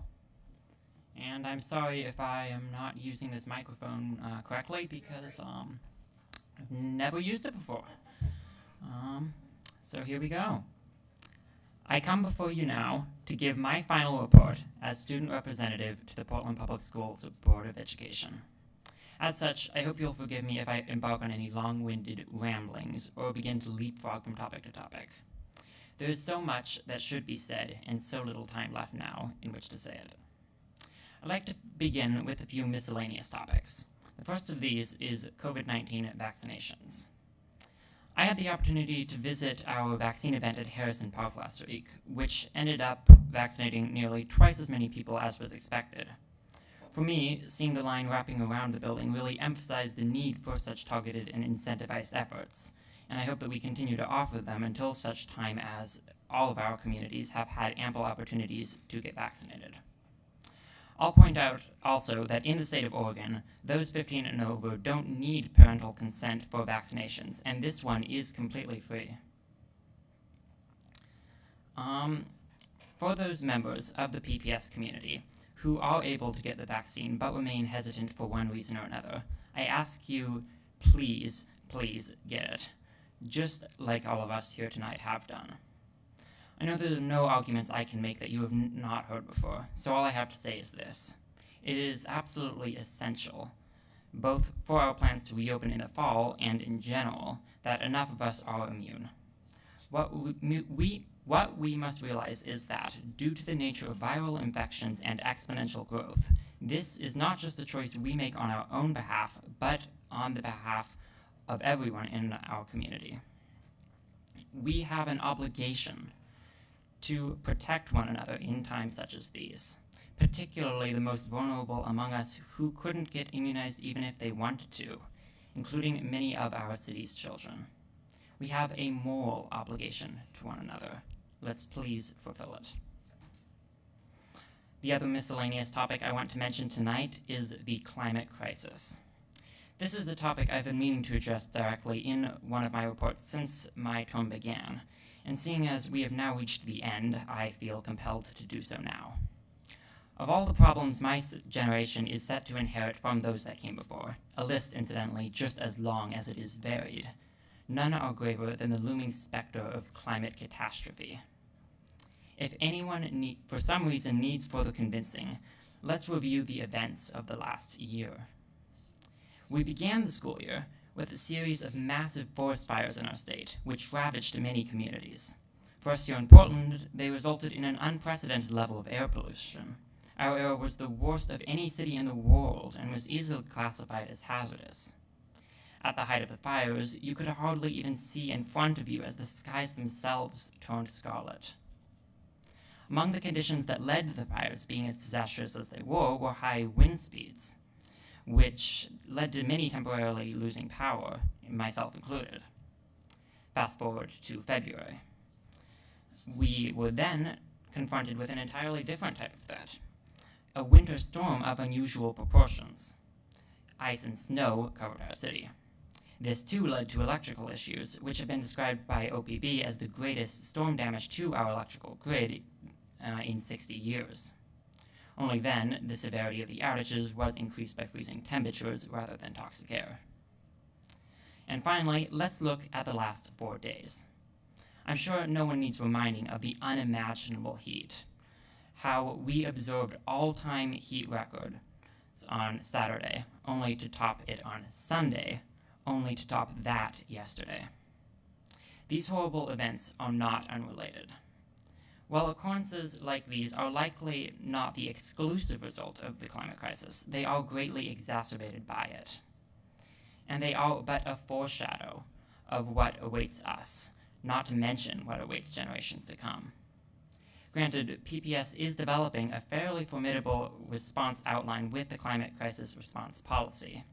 I really hope our next board adopts it as soon as comprehensive engagement efforts have been completed. However, this crisis, while being of great consequence to the students of our district, will require dramatic action across all segments of our city, our nation, and our world. While the responsibility of the individual cannot be forgotten, that of large organizations like PPS, both in the private and public sectors, is preeminent, many of which are nowhere close to making the necessary changes. I speak tonight in the hopes of reminding everyone, especially in light of recent events, that the future of our world is in jeopardy. We have a collective obligation to provide the children of our society with a viable future. Let's fulfill this one as well. I would like now to proceed to the substance, as it were, of my report. I can only imagine that serving in this role in a more or less normal year would be exceptionally challenging, tiring, and nevertheless meaningful for any number of reasons. However, I feel safe in saying that being student representative for the 2020-2021 school year was far more so than usual. Case in point, this is my very first in-person board meeting of my tenure, meaning that I, like many DSC counselors, some SLT members, and all the students starting at a new school, was not merely faced with adapting my formal practices to a virtual environment, which, as we know, is itself a formidable task, but beginning an entirely new role from afar. Nevertheless, I am proud of much that we have accomplished together this year. In reflecting on our work, there's perhaps nothing that I'm more glad to have been a part of than our 2020 bond package. I remember being outraged upon first entering Grant's newly modernized building at the beginning of my junior year of high school. I couldn't believe how nice it was, how there were no holes in the walls, how there was a mounted projector in every classroom, how it was an actually functional and modern facility. I remember not being able to comprehend how such disparities could exist between our two schools in a district that claimed to value racial equity.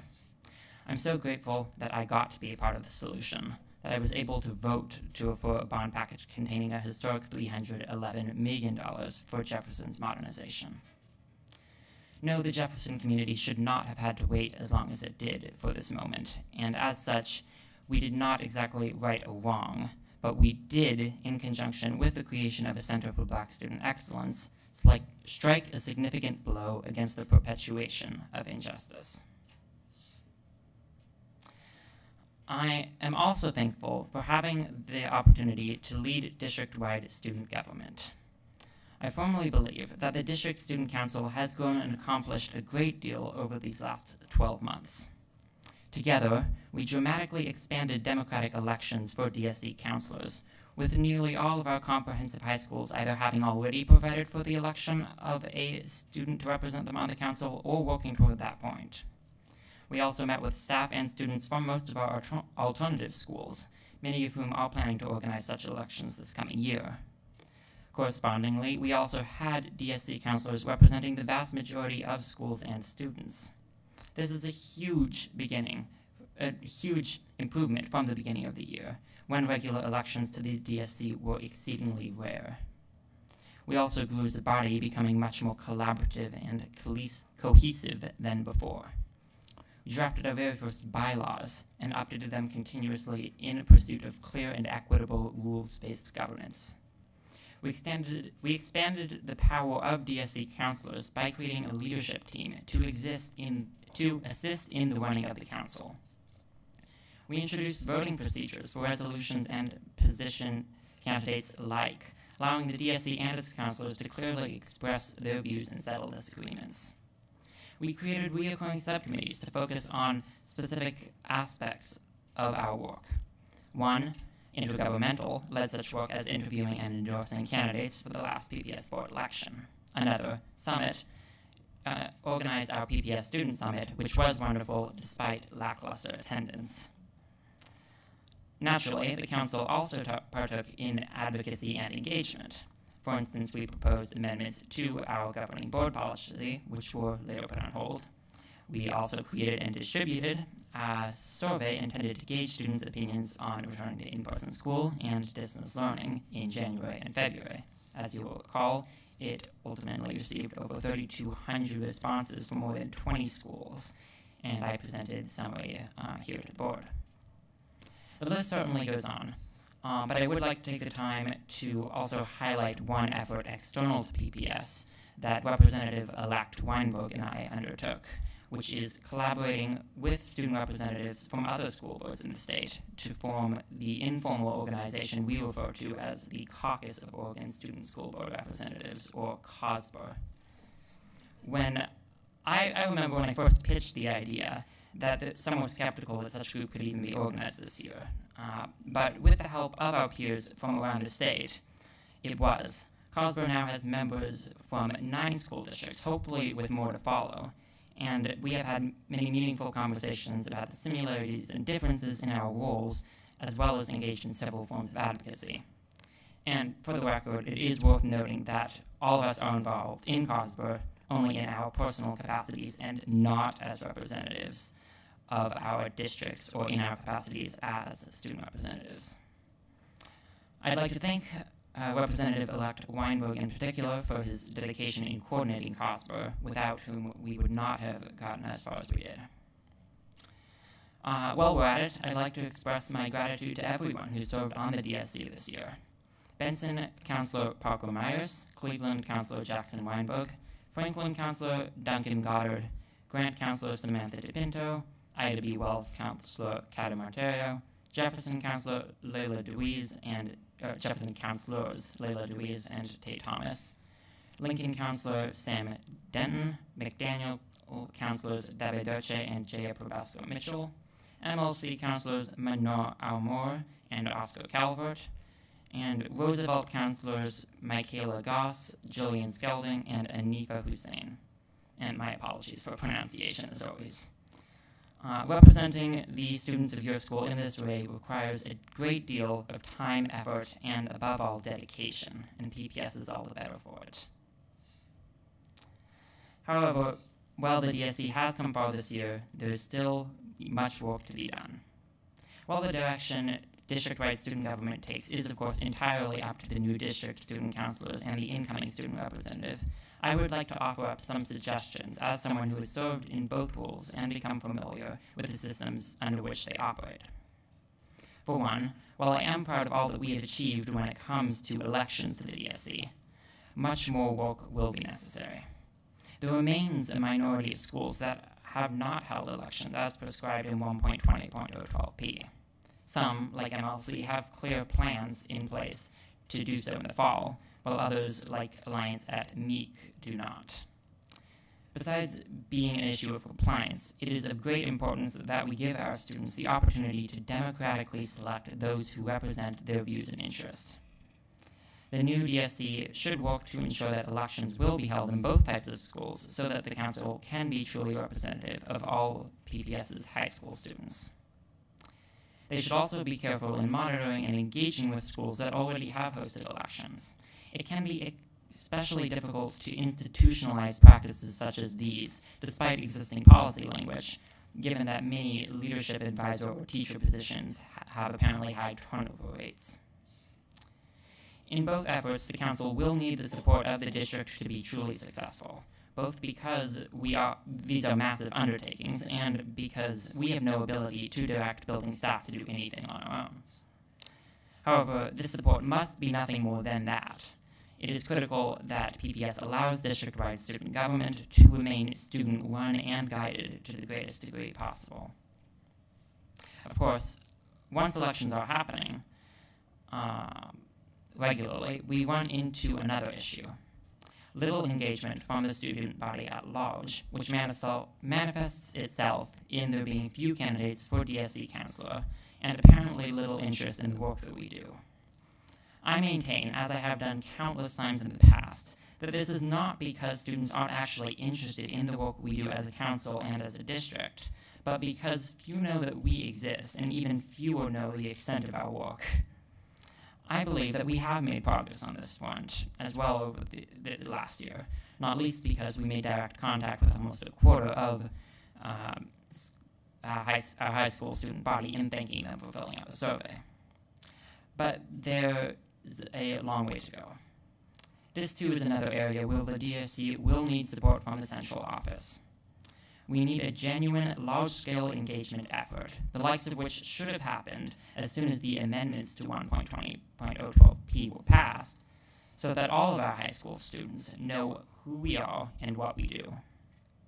There are many forms this could take, from briefing principals to teachers, principals and teachers, to just putting up posters in the building. In retrospect, one tool that I wish I had had at my disposal was an all-student email list. It would have been much easier to raise awareness of our work if the DSC had a direct contact line to all of our constituents. I also hope that the new DSC is more involved specifically when it comes to policy making. Personally, I'd love to see some sort of model implemented whereby any changes being proposed to board policy were reviewed by the DSC, who would in turn be expected to provide specific feedback prior to their appearance in policy committee. Too often, student engagement has been inconsistent or too late in the process despite best intentions. Some sort of model like this could help in changing that.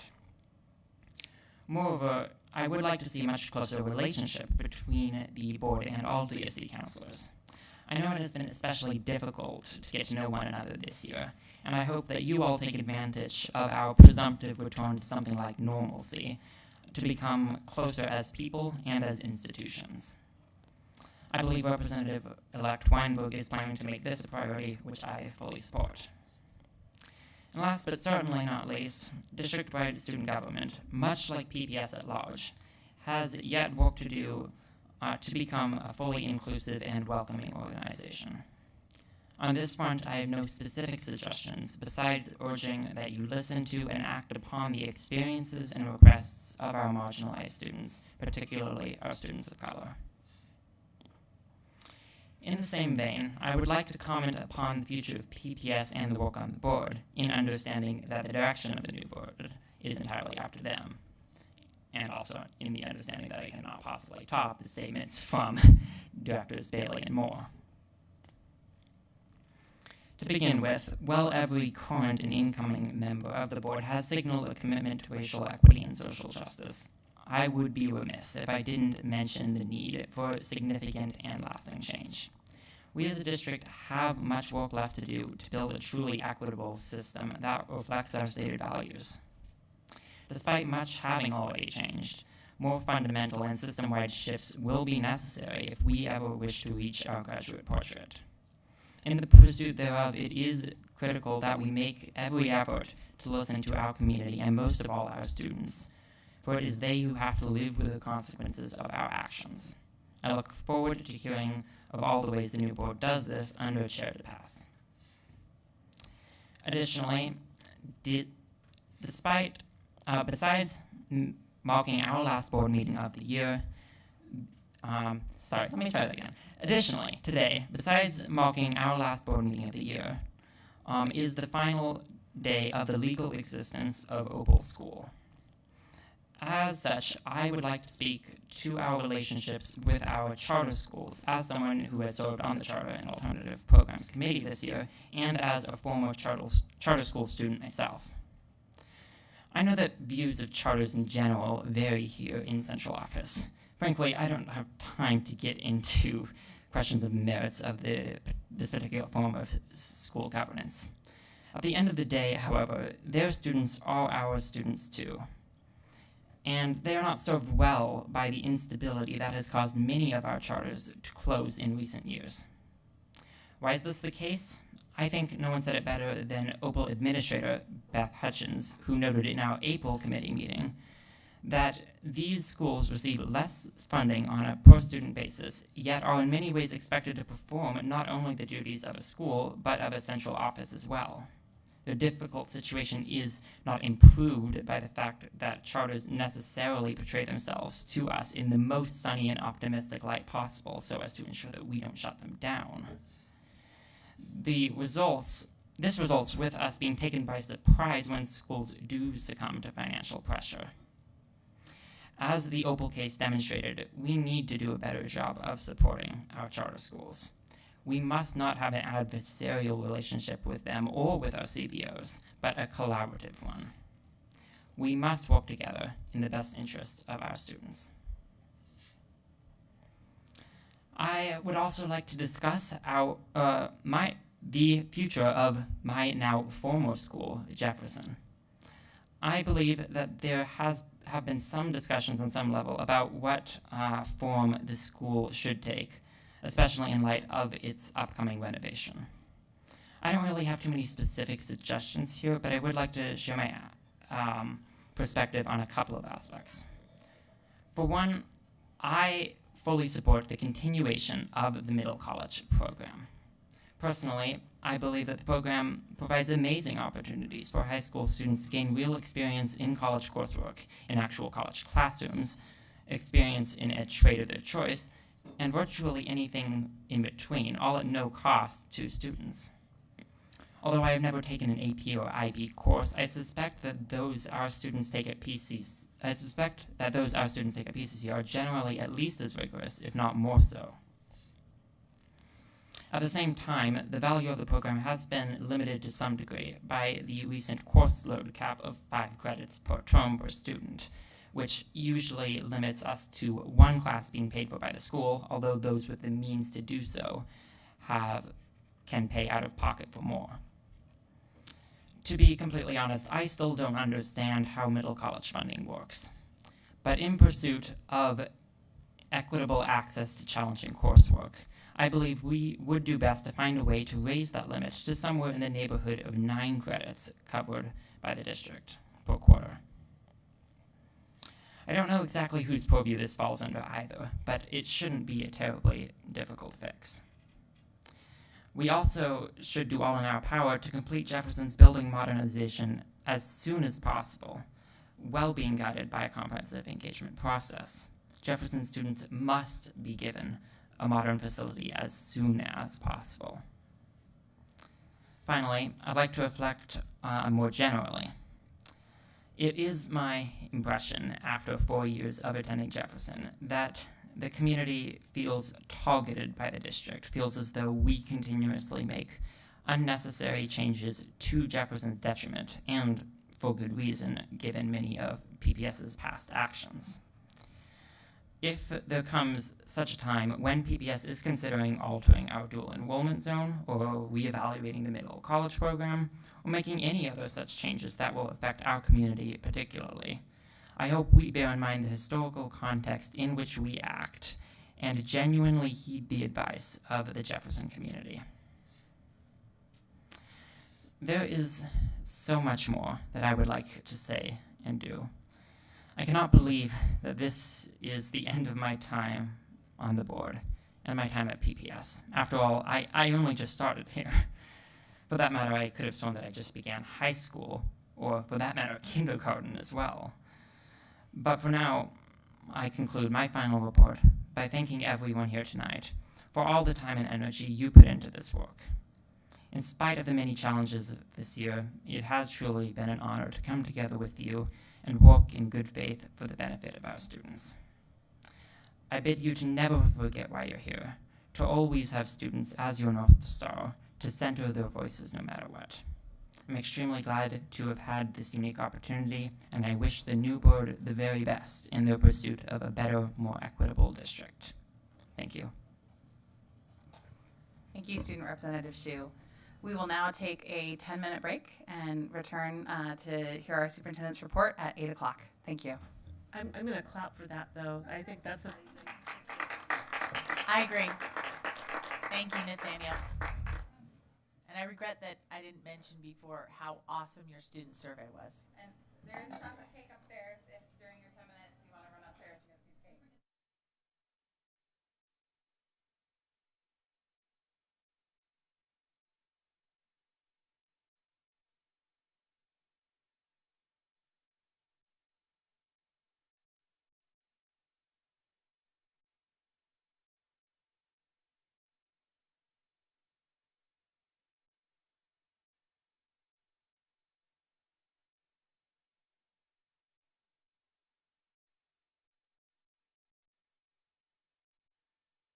Nathaniel is anxious to introduce us to our next student representative, Student Representative Weinberg. So as Nathaniel makes his way down, those of you at home can't see the Nathaniel trying to navigate the camera setup here so he can get back to his seat. So you're welcome to bring all that down to your seat if you would like. Okay, so he's on his way. And for us to introduce our next student representative. So, you look great. Yeah, thank you. There may have been some chocolate cake eating during the break by some of us. So, yeah. Yeah, just wanted to make sure my face was not covered in cake. That's right. I didn't even bother to check. So I'm trying, chocolate probably all over my teeth. So thank you for thinking so thoughtfully and being ready so professionally here. Nathaniel? All right, without further ado, I would like to introduce you to current Cleveland counselor and your next student representative to the Portland Public Schools Board of Education, Jackson Weinberg. Jackson? Can you all see me? Hi, Jackson. Welcome. Good evening, everyone. 大家下午好. My name is Jackson, and as Nathaniel just introduced, I will be the next student representative to the Portland Public Schools School Board. To start, I would just like to kind of introduce myself and then kind of describe some hopes, wishes for the next school year. So just a little bit about myself. I'm Jackson. I'm a senior, or an incoming senior at Cleveland High School. I've been in the Management Immersion program for the past 13 years, 12 years, I don't know, since kindergarten. So almost fluent in Chinese, that kind of plays a big role in who I am as a person, and really connecting with my peers that have been with me since kindergarten. I really enjoy swimming, reading, and yeah, so I've been on the DSC for the past 2.5 years, I'd say, maybe a little bit less, and I've been watching board meetings a little bit longer than that. A lot of people think they're super boring, and I don't necessarily disagree. Sometimes they are very boring, but I do enjoy watching all the incredible things that we get to talk about, decide, and really improve our education system.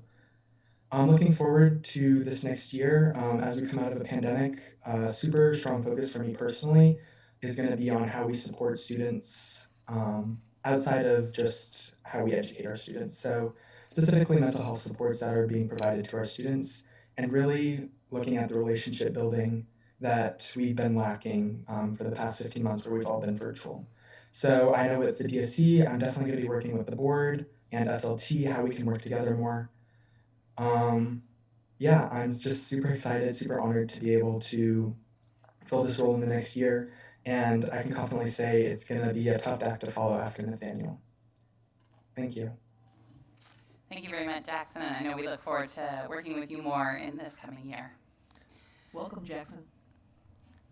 Super excited to work with you, Jackson. Thanks for the work you've already done. Congratulations. Superintendent Guerrero, would you like to provide your report now? I would. Thank you, Chair, and welcome, Jackson. Look forward to collaborating with you. And I'll start off by saying, actually, thank you and appreciation to our communications and media staff. This hybrid setup today has gone remarkably smooth. So thank you for Brian and Terry back there. Anyways, good evening, directors, and buenas tardes to those watching the live stream. I'll acknowledge that my report at the last regular meeting was a little lengthier because it was an end of school year summary, which tried to capture a lot of significant events and challenges that we faced this past school year that I think we did our best to try to persevere through in addressing all the circumstances that came before us and attempting to serve and support our students and staff here at PPS. So since you indulged me then, I'll keep my report much briefer tonight. My focus this evening will be on just celebrating a number of important individuals and groups that make up our school community. But I'll start by actually just acknowledging the obvious, and that's just the heat. And I'm glad that the evening air finally feels a lot closer to normal after Portland and the Pacific Northwest endured this extreme heat wave, setting record high temperatures. Some of you might have seen this reported in the newspaper, just how much of an anomaly that is. We were able to serve meals today at a number of Portland Park sites, and we'll resume all of our summer programming tomorrow. Pausing programming is always a difficult decision to make, but with so few of our buildings air-conditioned, and even those that do have air conditioning, they're not always engineered for multiple days over 110 degrees. So it's a decision we made out of concern for our students and our staff, and in response to some of our community partners also not able to operate given the extreme heat. So thank you to everyone for your patience. We certainly hope the last few days were the first and only extreme heat event of this kind that we experienced this summer. We'll see. But we look forward to seeing everyone back in our buildings in the morning. Next slide. I know we acknowledged Directors Moore and Bailey at the top of the meeting, as well as Student Representative Shu. I also, again, just want to underline my appreciation and gratefulness for the opportunity to serve with the three of you. Nathaniel, we've said this earlier, I've shown tremendous creativity throughout this past year and gathering student voice. Thank you for your critical thinking, your articulate voice. I think we just heard that in your report again. Thank you for that critical thinking. I suspect are going to continue to serve you well into the future. And Directors Moore and Bailey, as the leader of a large urban school system that holds many challenges and complexities, I can't imagine having two board directors as thoughtful and as student-centered as the two of you. I've really enjoyed collaborating with you both. Thank you for your enduring advocacy and for your commitment to the students of the broader PPS community. And continuing our farewells, I also want to make a note here and wish the very best to Ms. Belinda Reagan as she ends her impressive run and tenure as president of the Portland Federation of School Professionals, otherwise known as PFSP, and many more years dedicated to supporting classified employees at PPS. I hope she's watching. If not, we'll make sure she's aware. Really have appreciated Belinda's tenacious support and advocacy. I did share this with her in person this morning. On behalf of her members, who in many ways truly are the backbone of what we do as a school system. PFSP members support our students in many direct ways. For those of you that know Belinda well, you'll recognize her style of leadership can always be counted on to bring a pragmatic clarity to the issues and concerns. And for that, it's actually made it easier to get to the heart of matters. So thank you for the positive partnership. And I look forward to continued productive partnership between PFSP and the school district, and look forward to working with incoming PFSP President Michelle Batten. So we wish you well, Belinda. Thank you for your advocacy on behalf of your members and ultimately for supporting student success during your lengthy career here at PPS. The next celebration I want to call out, and I know we said farewell a couple weeks ago to our graduating seniors, and even though we've put a bit of a bow on the 2020-2021 school year at the last regular meeting, I'd be remiss if I didn't just share one last final look at a couple of the graduation ceremonies that took place at Providence Park that capped off a really remarkable school year. So here's just a short video clip regarding two of those graduation ceremonies for the class of 2021 that took place for Jefferson and McDaniel high schools.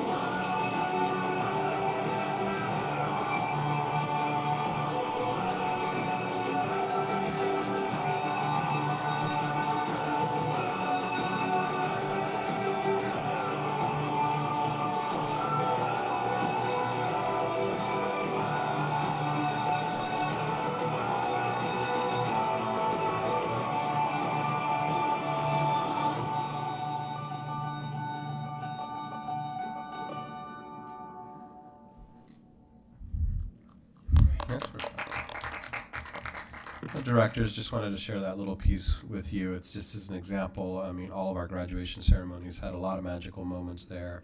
It reminds us as we close out this school year, and Nathaniel Shu reminded us earlier, you know, we've got to remember that this is about our students and their talents and gifts. So you can find that video, and I think the graduation ceremony recordings for all of our schools on our website for those who want to catch that. So, and next I want to say,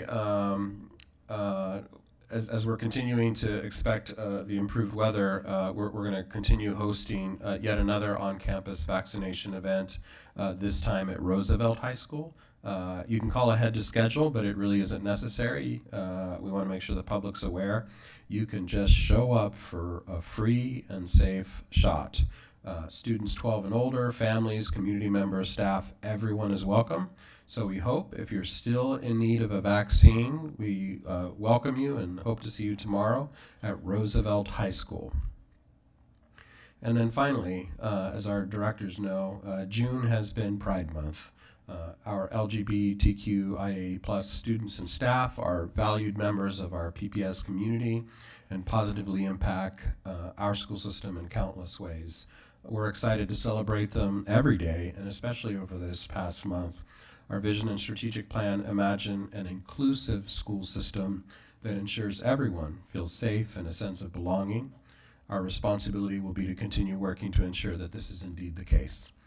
So with that, I'm going to end my report here this evening because I know the next item on the board's agenda is going to expand further on how we recognize and celebrate Pride in PPS. Thank you. Director Brim-Edwards, would you like to say a few words?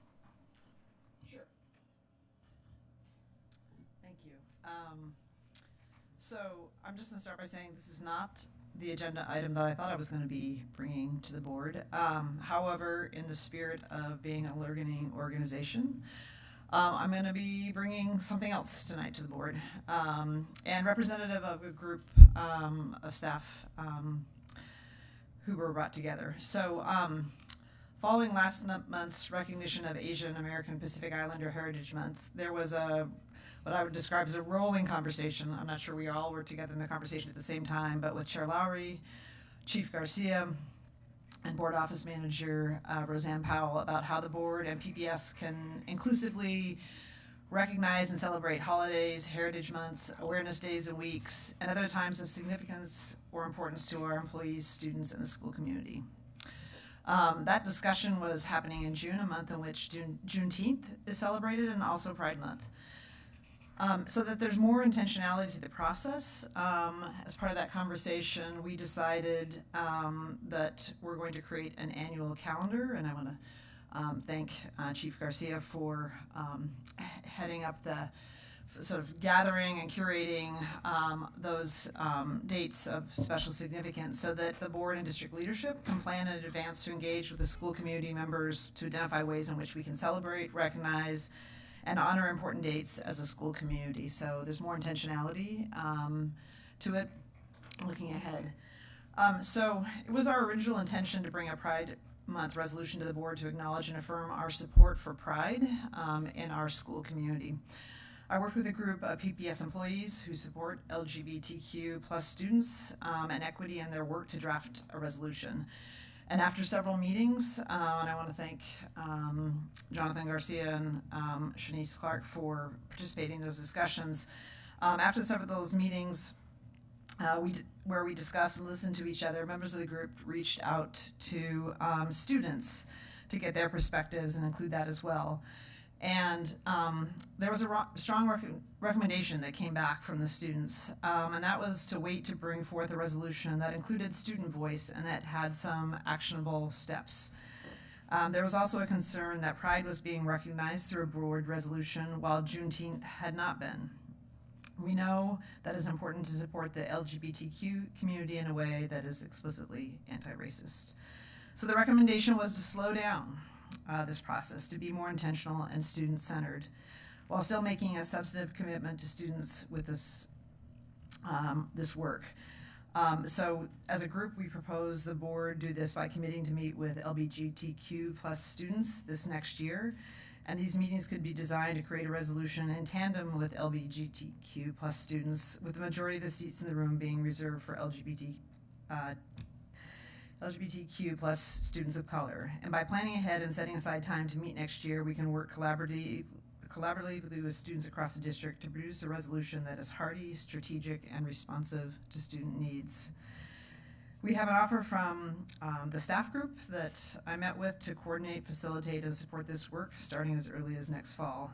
This idea also recognizes and responds to needs for those empowered to commit to prioritizing equity projects that are ongoing and collaborative in nature versus annual moments of recognition or celebration that can be joyous and powerful, but also, as we know, fleeting. It's worth noting the results of the most recent 2021 Successful School Survey data shows us exactly why engaging with LGBTQ plus students is more important than ever. The students' responses to the items around gender identity and sexual orientation were especially worth noting. While the results reflect the sample of students who responded to these items on the survey and may not be representative of the district overall, of all students in middle and high school who responded, 29.4% identify with LGBTQ plus affinity, meaning they identify as having either a sexual orientation or gender identity, minority identity, or both. And in the same survey, of all students who responded to the question about gender identity, 7.5% of students reported they were gender diverse. The report goes on to show that non-binary and transgender middle and high school students are 13 to 14% points lower than their cisgender peers in feeling a sense of belonging within their school communities. And non-binary and transgender 3rd to 5th grade students are 15 to 18% percentage points lower than their cisgender peers in feeling a sense of belonging within their school communities, and are 12 to 15% percentage points lower in terms of perception of school safety. I'm appreciative of the district staff team who engaged in this dialogue and who drew from the voices of students who asked us to listen to their experiences and their ideas of how we can better support them. We're going to have an opportunity to receive a training later this summer, thanks to Chief Garcia with Transactive, which is perfectly timed to give us an opportunity to grow our skills and understanding of what it means to be in allyship with and actively supporting gender diverse youth. As we head into the next school year, I'll invite board members who wish to participate to join in these discussions with students and staffs so that we not only honor, learn from, and witness what our LGBT plus students navigate and what they dream of, but also support them through the process of drafting and passing a board resolution that honors the needs of these students. This can help us gain valuable insights in how our other policy work and actions can be tailored to consider the needs of LGBTQ plus student in our community. And I invite the board to join me in these actions and conversations, both to write and adopt the board resolution, and also to create an annual calendar that will keep us on track to honor days of significance for many non-dominant communities, prioritizing student voice and perspective in all of our goals.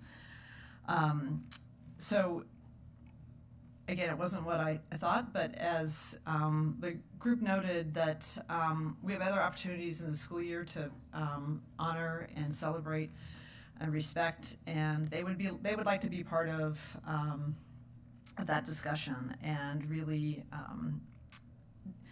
look forward to the opportunity to be in conversation with the board about that issue. And I'll just say we have some incredible staff in the district that are doing work with students and providing support every day. And I think we have, is Brenda being We down, do. or? We have Chief Bartnick on ready. There she is. Yeah, so one of the things we thought we'd just share as part of our learnings is what all the things that are happening, and this will be part of our board's journey of how we can also better support our students. Thank you, Director Brim Edwards.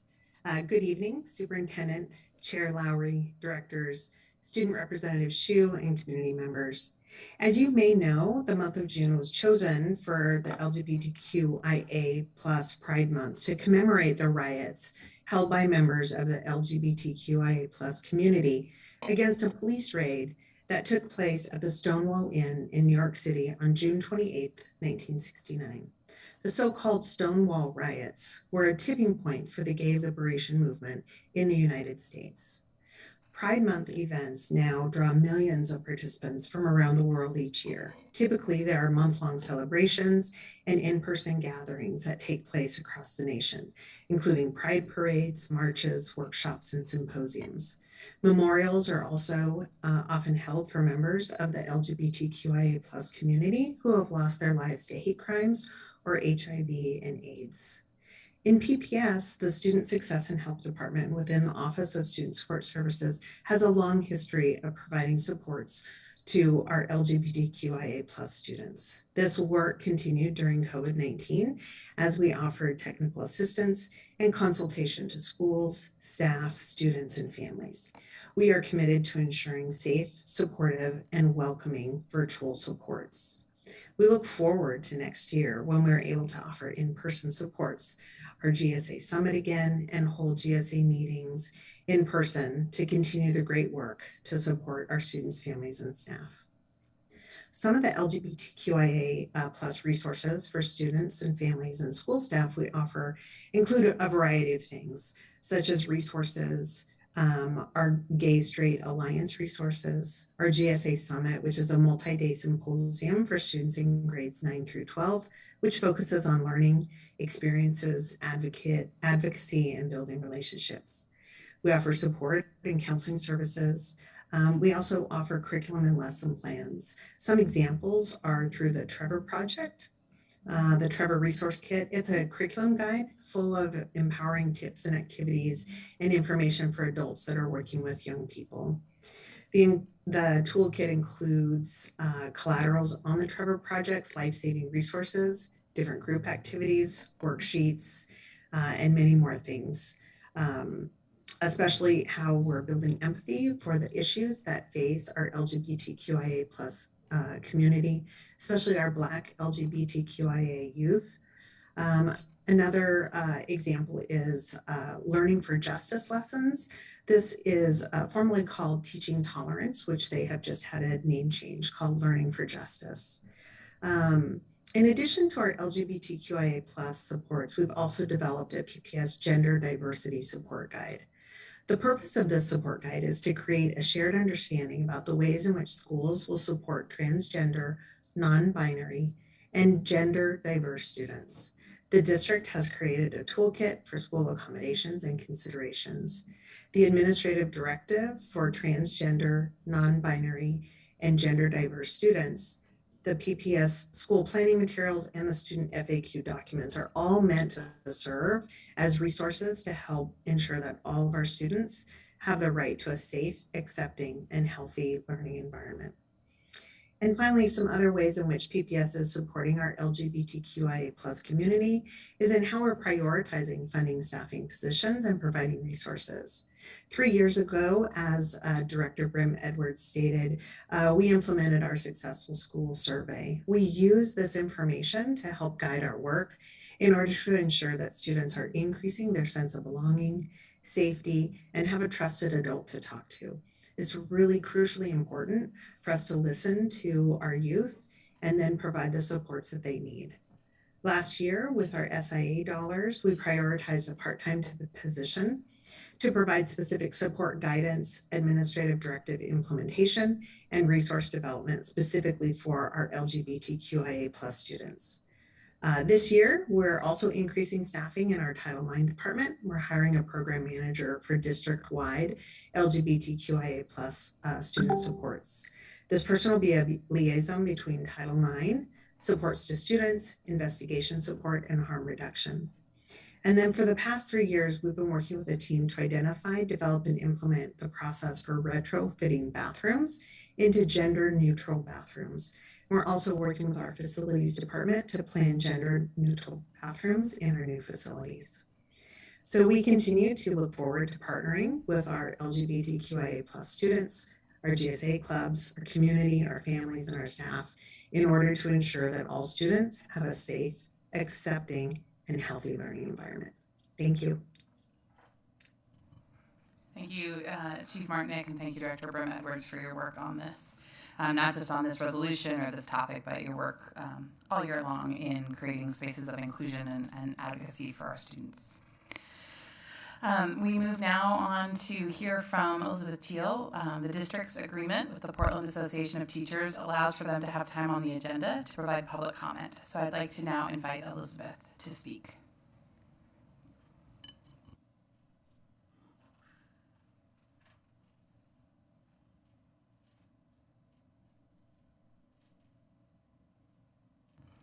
Elizabeth, are you there?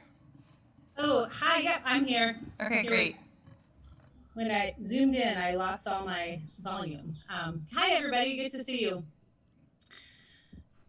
Here we go. Well, hello, Superintendent Guerrero, Chair Lowry, and directors of the board. It is a joy to come before you today with something to celebrate after a year full of trauma, stress, and unprecedented challenges.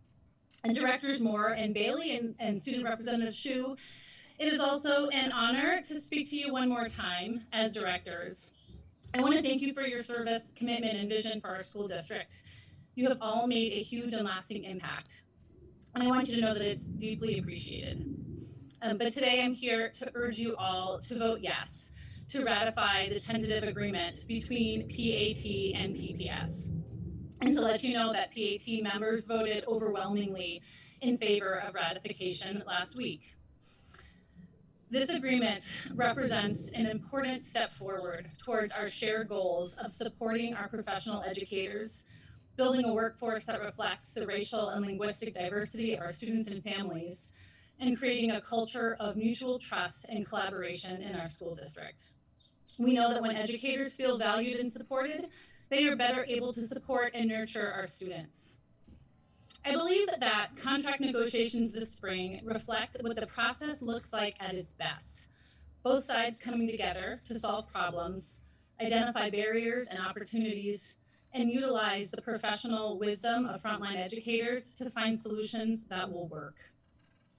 For example, it's been a long-standing shared goal to increase the number of professional educators of color in all of our schools. Not only does this agreement include new and creative steps in advancing this goal, it positions PPS and PAT as partners in this crucial work. This year, we have had to struggle with the reality of systemic inequity.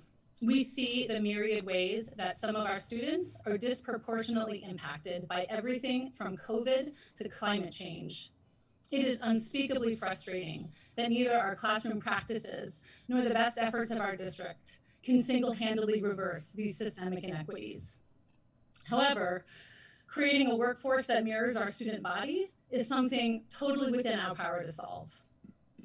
I want to make sure you know that the new provisions in this tentative agreement came directly from our educators of color. Over the course of the year, we asked them what it would take to better recruit, retain, and support our existing and future educators of color in PPS.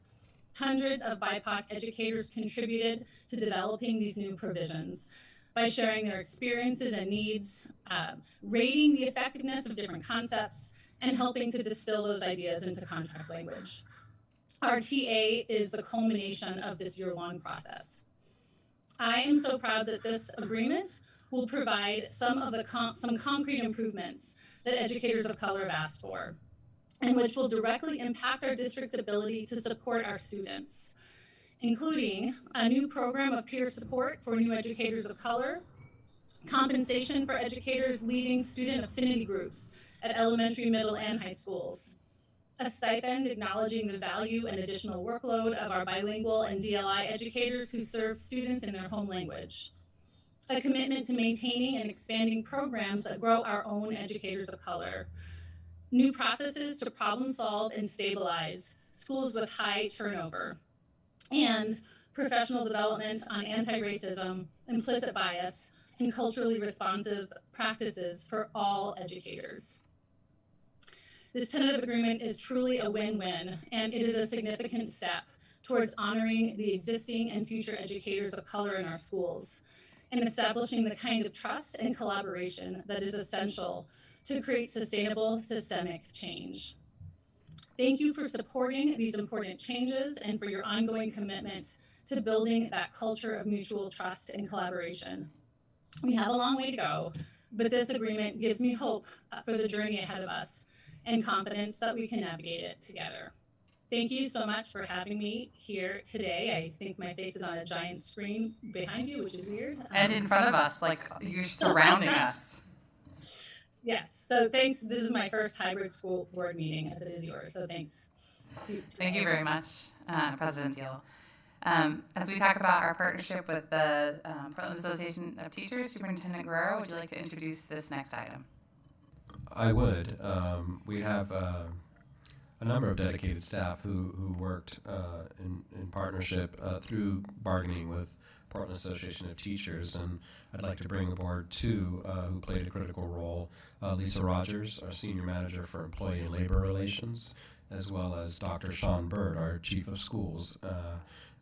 Both of them, would like to share a few words about this agreement.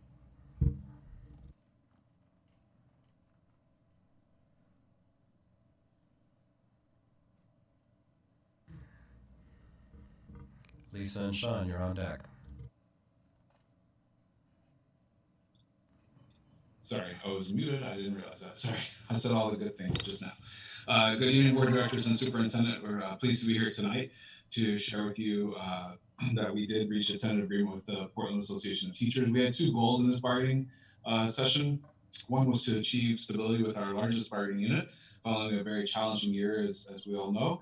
And also, we wanted to forward our racial equity and social justice goals that are consistent with our graduate profile and portrait and strategic system shifts.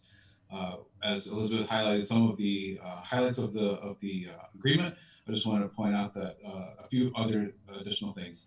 In addition to the things that President Teal pointed out, we also agreed to enter into interest-based bargaining process to address some student discipline issues that will be going over into the fall, or rather the winter. And as President Teal mentioned, we are very pleased to honor the contributions of our dual language educators, as well as those educators of color who are mentoring their peers with additional compensation. So we are very pleased that we came to this agreement and look forward to continuing the conversation with the Portland Association of Teachers in winter as we go into full successor bargaining. Lisa.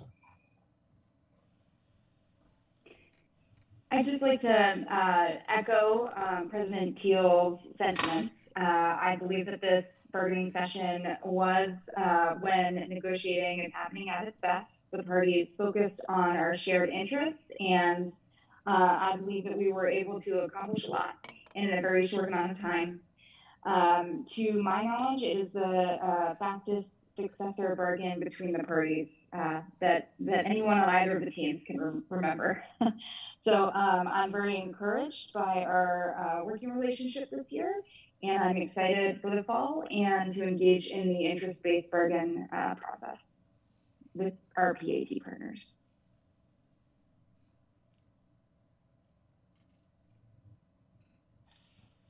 I suppose I should add, I think Chief Bird and I would like to urge you and encourage you to please vote yes to ratify the tentative agreement. Thank you for the endorsement there. We have a recommendation there, board. Can I go ahead, or are we going into discussion? Do you want me to move? You want me to move the resolution? Do I have a motion and a second to adopt? So moved. Second. Resolution 6340, 2020-2022, agreement between Portland Association of Teachers and school districts. Oh, excellent. Again, it's not a meeting unless I am muted. We have a motion and a second to adopt Resolution 6340, 2020-2022, agreement between Portland Association of Teachers and School District Number 1J, Multnomah County, Oregon. And that was Director Brim Edwards who moved and Director Constam who seconded.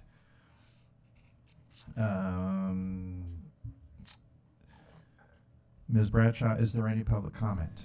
No. What? I expected Sean and where'd she Lisa to talk for a lot longer. I apologize for that. But that's why Vice Chair Bailey is here to directly take over. All right. Is there any board discussion on this item? Yes.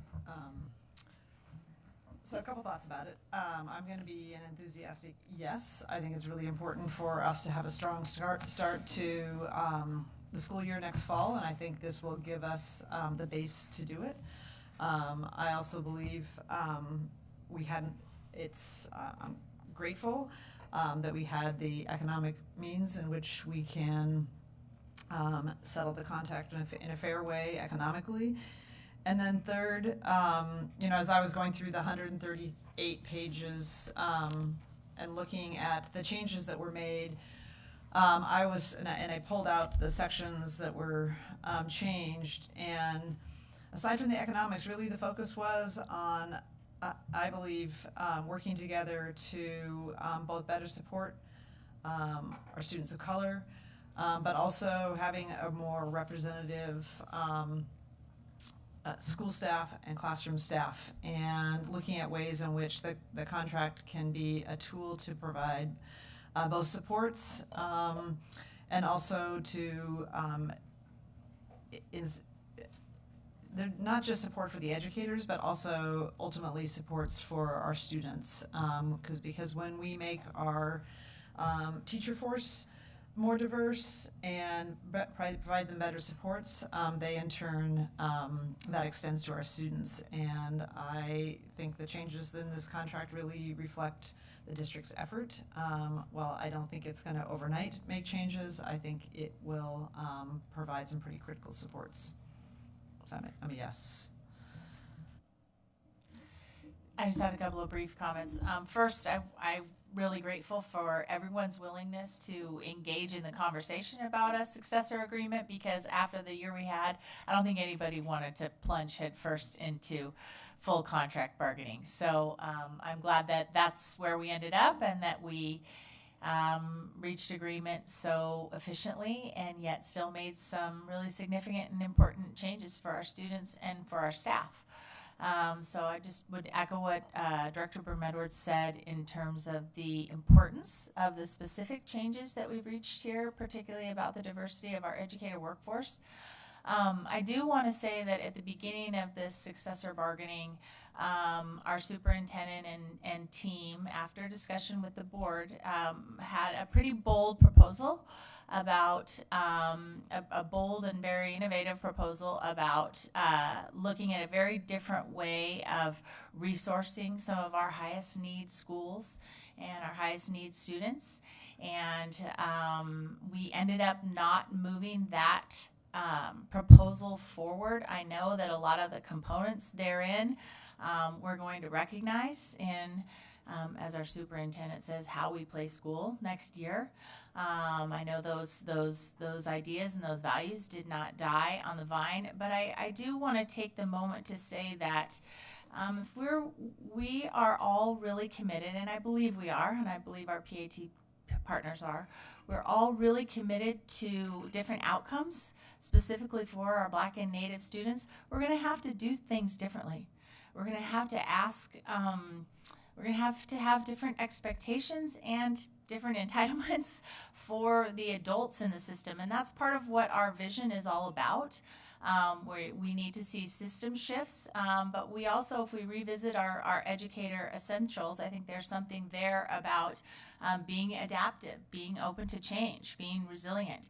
And I don't think I think sometimes we can do this incrementally, but I also believe that we're all going to have to be open to more than incremental change, like some really bold, innovative ideas about how we're gonna really start to see a difference for our kids. So I hope that there is an appetite to collaborate on those kind of radical ideas, because I think that we all agree that sort of incremental change in terms of eliminating disparities in the system and eliminating opportunity gaps is not really good enough.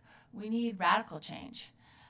So I am just saying that I was enthusiastic about the ideas contained therein, but I remain enthusiastic about seeing how they surface in other ways.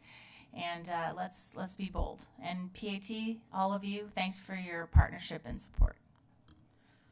I echo that call for boldness, and I see it in, again, this agreement in a way, especially the pay equity has been addressed, that I think the district is showing up in ways to really live into the conversations we have about equity. And again, as Director Brim Edwards said, valuing especially a diverse staff. And I think that that's, again, one step in a journey of change that is being kicked off by the superintendent and senior leadership team's bold strategic plan. And look forward to, as we continue to make these changes and take these steps, this commitment to really living out a different way of doing things that I feel is evidenced in this agreement. So I am a strong yes as well.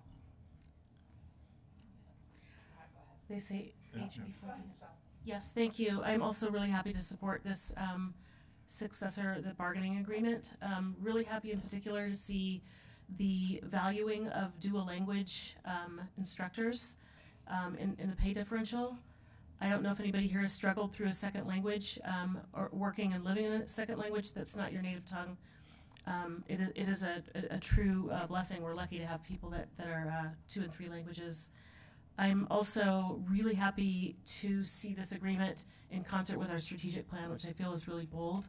I'm really delighted to see those two pieces of those two artifacts working in tandem to increase the diversity of our talent pool and hopefully to translate into stronger outcomes, better outcomes for our kids of color. Sure. Yes, I will be an enthusiastic yes. And I want to kind of second and amplify on Director Constam's comments. I think it was the concepts that staff introduced into the bargaining about our neediest schools. It was fabulous that we introduced that and got the conversation going. I didn't expect any kind of settlement around it in a 3-week bargaining session because the issues were so complex. And I also appreciate talking with PAT leadership that they are open to ideas and wanted to bring in return their ideas, different ways of reaching the same goals forward in terms of a longer, more thoughtful, a longer period that would allow a more thoughtful approach to getting there. So I look forward to that happening. I won't be there on the board to witness that, but I look forward to that kind of collaboration where with a shared goal, both sides are bringing some creative ideas where we might end up piloting different approaches at different schools and seeing what works. So here. Yeah, I want to join in with my colleagues about their comments. I think this is a huge step forward, and I look forward to more changes. But I also wanted to bring a little historical perspective as I am about to exit the scene here. I am reminded that when I entered the scene 4 years ago, I almost immediately joined the bargaining team as a board member, and at that point, I believe the negotiations were entering month 18, and in month 18, things were not going well, and I have to say,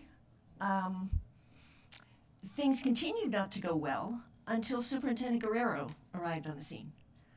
And I vividly remember a bargaining session where Superintendent Guerrero said something that was clearly unexpected by PAT. And there was a palpable shift in the mood of the room. The feeling in the room changed dramatically. And at that point, we actually started to negotiate. And pretty quickly thereafter, we reached an agreement that was celebrated at the 3 a.m. celebrated at 3 a.m. With champagne. And PAT. Provided by PAT, as I recall. Provided by PAT, indeed. Accompanied by speeches about how everything changed when he walked in the room. So I think it's worth noting that 4 years later, we have now reached a settlement in, how long did it take? A couple of months? 3 weeks? Not 18 months. And this is just one of 2 examples just at tonight's meeting of how labor management relations in PPS have fundamentally changed in the last 4 years. I am a firm believer that our students are not going to be able to thrive unless all of the adults understand that they are partners in serving our students. And I think we're now approaching the point where that sense of partnership is really palpable. So yes, I'll be in the peanut gallery, but I eagerly await further change in service to students. Thanks. Any other board discussion? Ditto. Good changes. I'll be a yes. All right, excellent. That was beautiful, Director Scott. That was the best. All right, the board will now vote on Resolution 6340, the 2020 through 2022 agreement between Portland Association of Teachers and School District Number 1J, Multnomah County, Oregon. All in favor, please indicate by saying yes. Yes. Yes. Yes. All opposed, please indicate by saying no. Are there any abstentions? Resolution 6340 is approved by a vote of 7-0 with Student Representative Shu voting Yes. Thank you. All right, we move now to our board and board committee and conference reports. And instead of going through the alphabetical list, I know that many of our committees have taken a pause in their work as we end the school year. So I'm just going to go down the row, starting with Director Brim Edwards, and ask if you have anything to report. No, we deferred our meeting till post intermission, I guess is what it's called. Thank you. July intermission. Director Constam? Yeah, we did have a Charter and Alternative Programs Committee. We've met since then, but we didn't do committee reports. So there's a couple of things that I wanted to note. You know, these are some of our programs and our students that we just don't hear much from very often.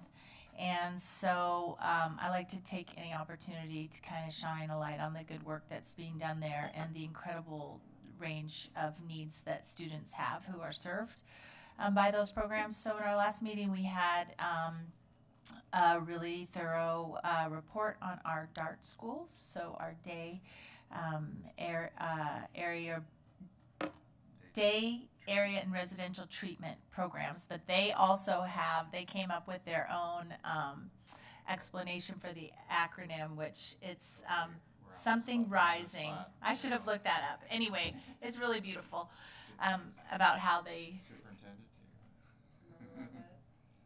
I don't know. But anyway, so just really there's the incredible targeted programs to meet a wide range of needs, including, I did not know that we had a program serving students who have been involved and victimized in sex trafficking.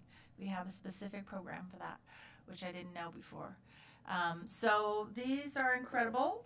We also talked about our PREP grant, which is personalized, relevant, engaged, post-secondary work. So this is I think nearly $4 million grant that the district has had to focus on re-engaging students through project-based learning and deep social emotional support, and also CTE opportunities, and it's been wildly successful. So it was great to hear about that. And then we got a little excited about the graduation season and had an opportunity to review some of the graduation statistics.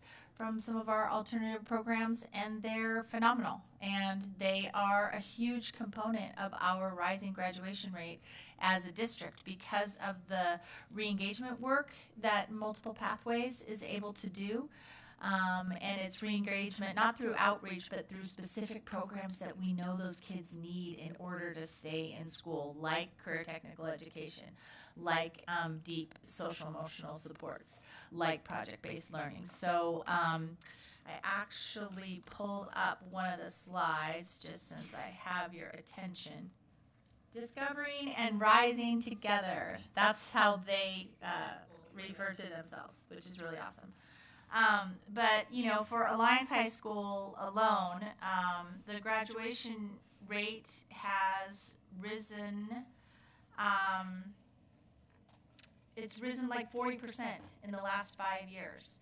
And that's in large part due to the strategies that we just discussed.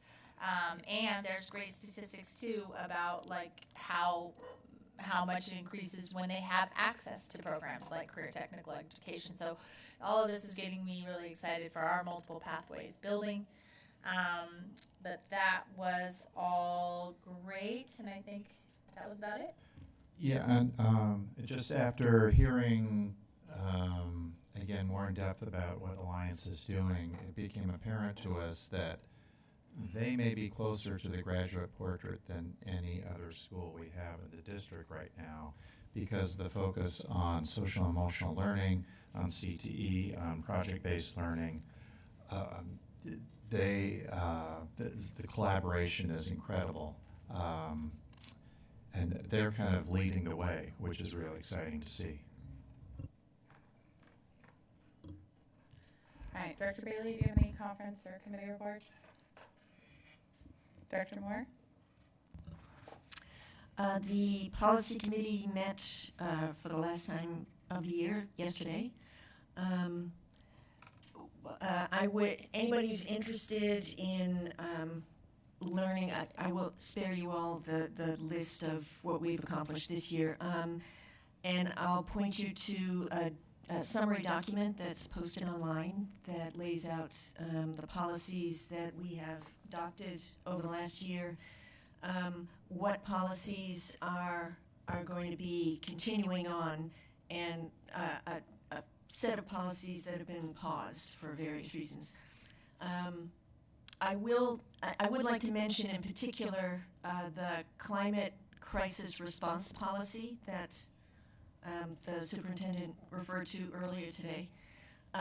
We have, I think, nailed down the language at this point that will be put before the community, students and parents in the community for community engagement next fall. And the hope is that preferably as early as possible next year, the next board will adopt this policy that lays out some pretty ambitious goals around climate neutrality or net zero operations for the district, and incorporating green concepts throughout the curriculum and the student's educational experience. That's it.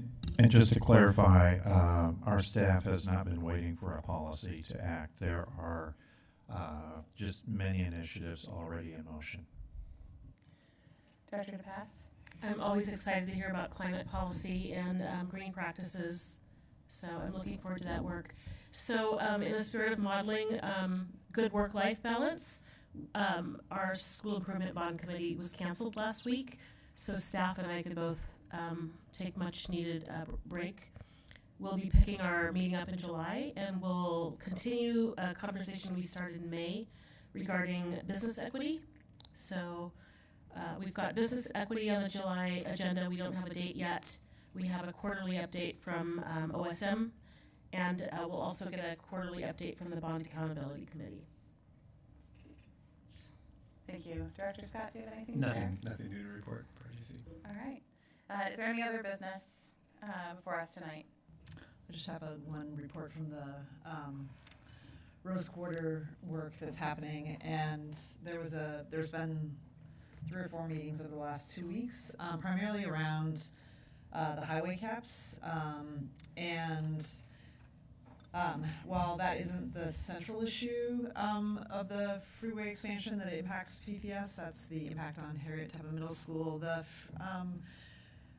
The caps potentially have, depending on which option they choose, could have different health impacts or air quality impacts on our students and the youth that live nearby.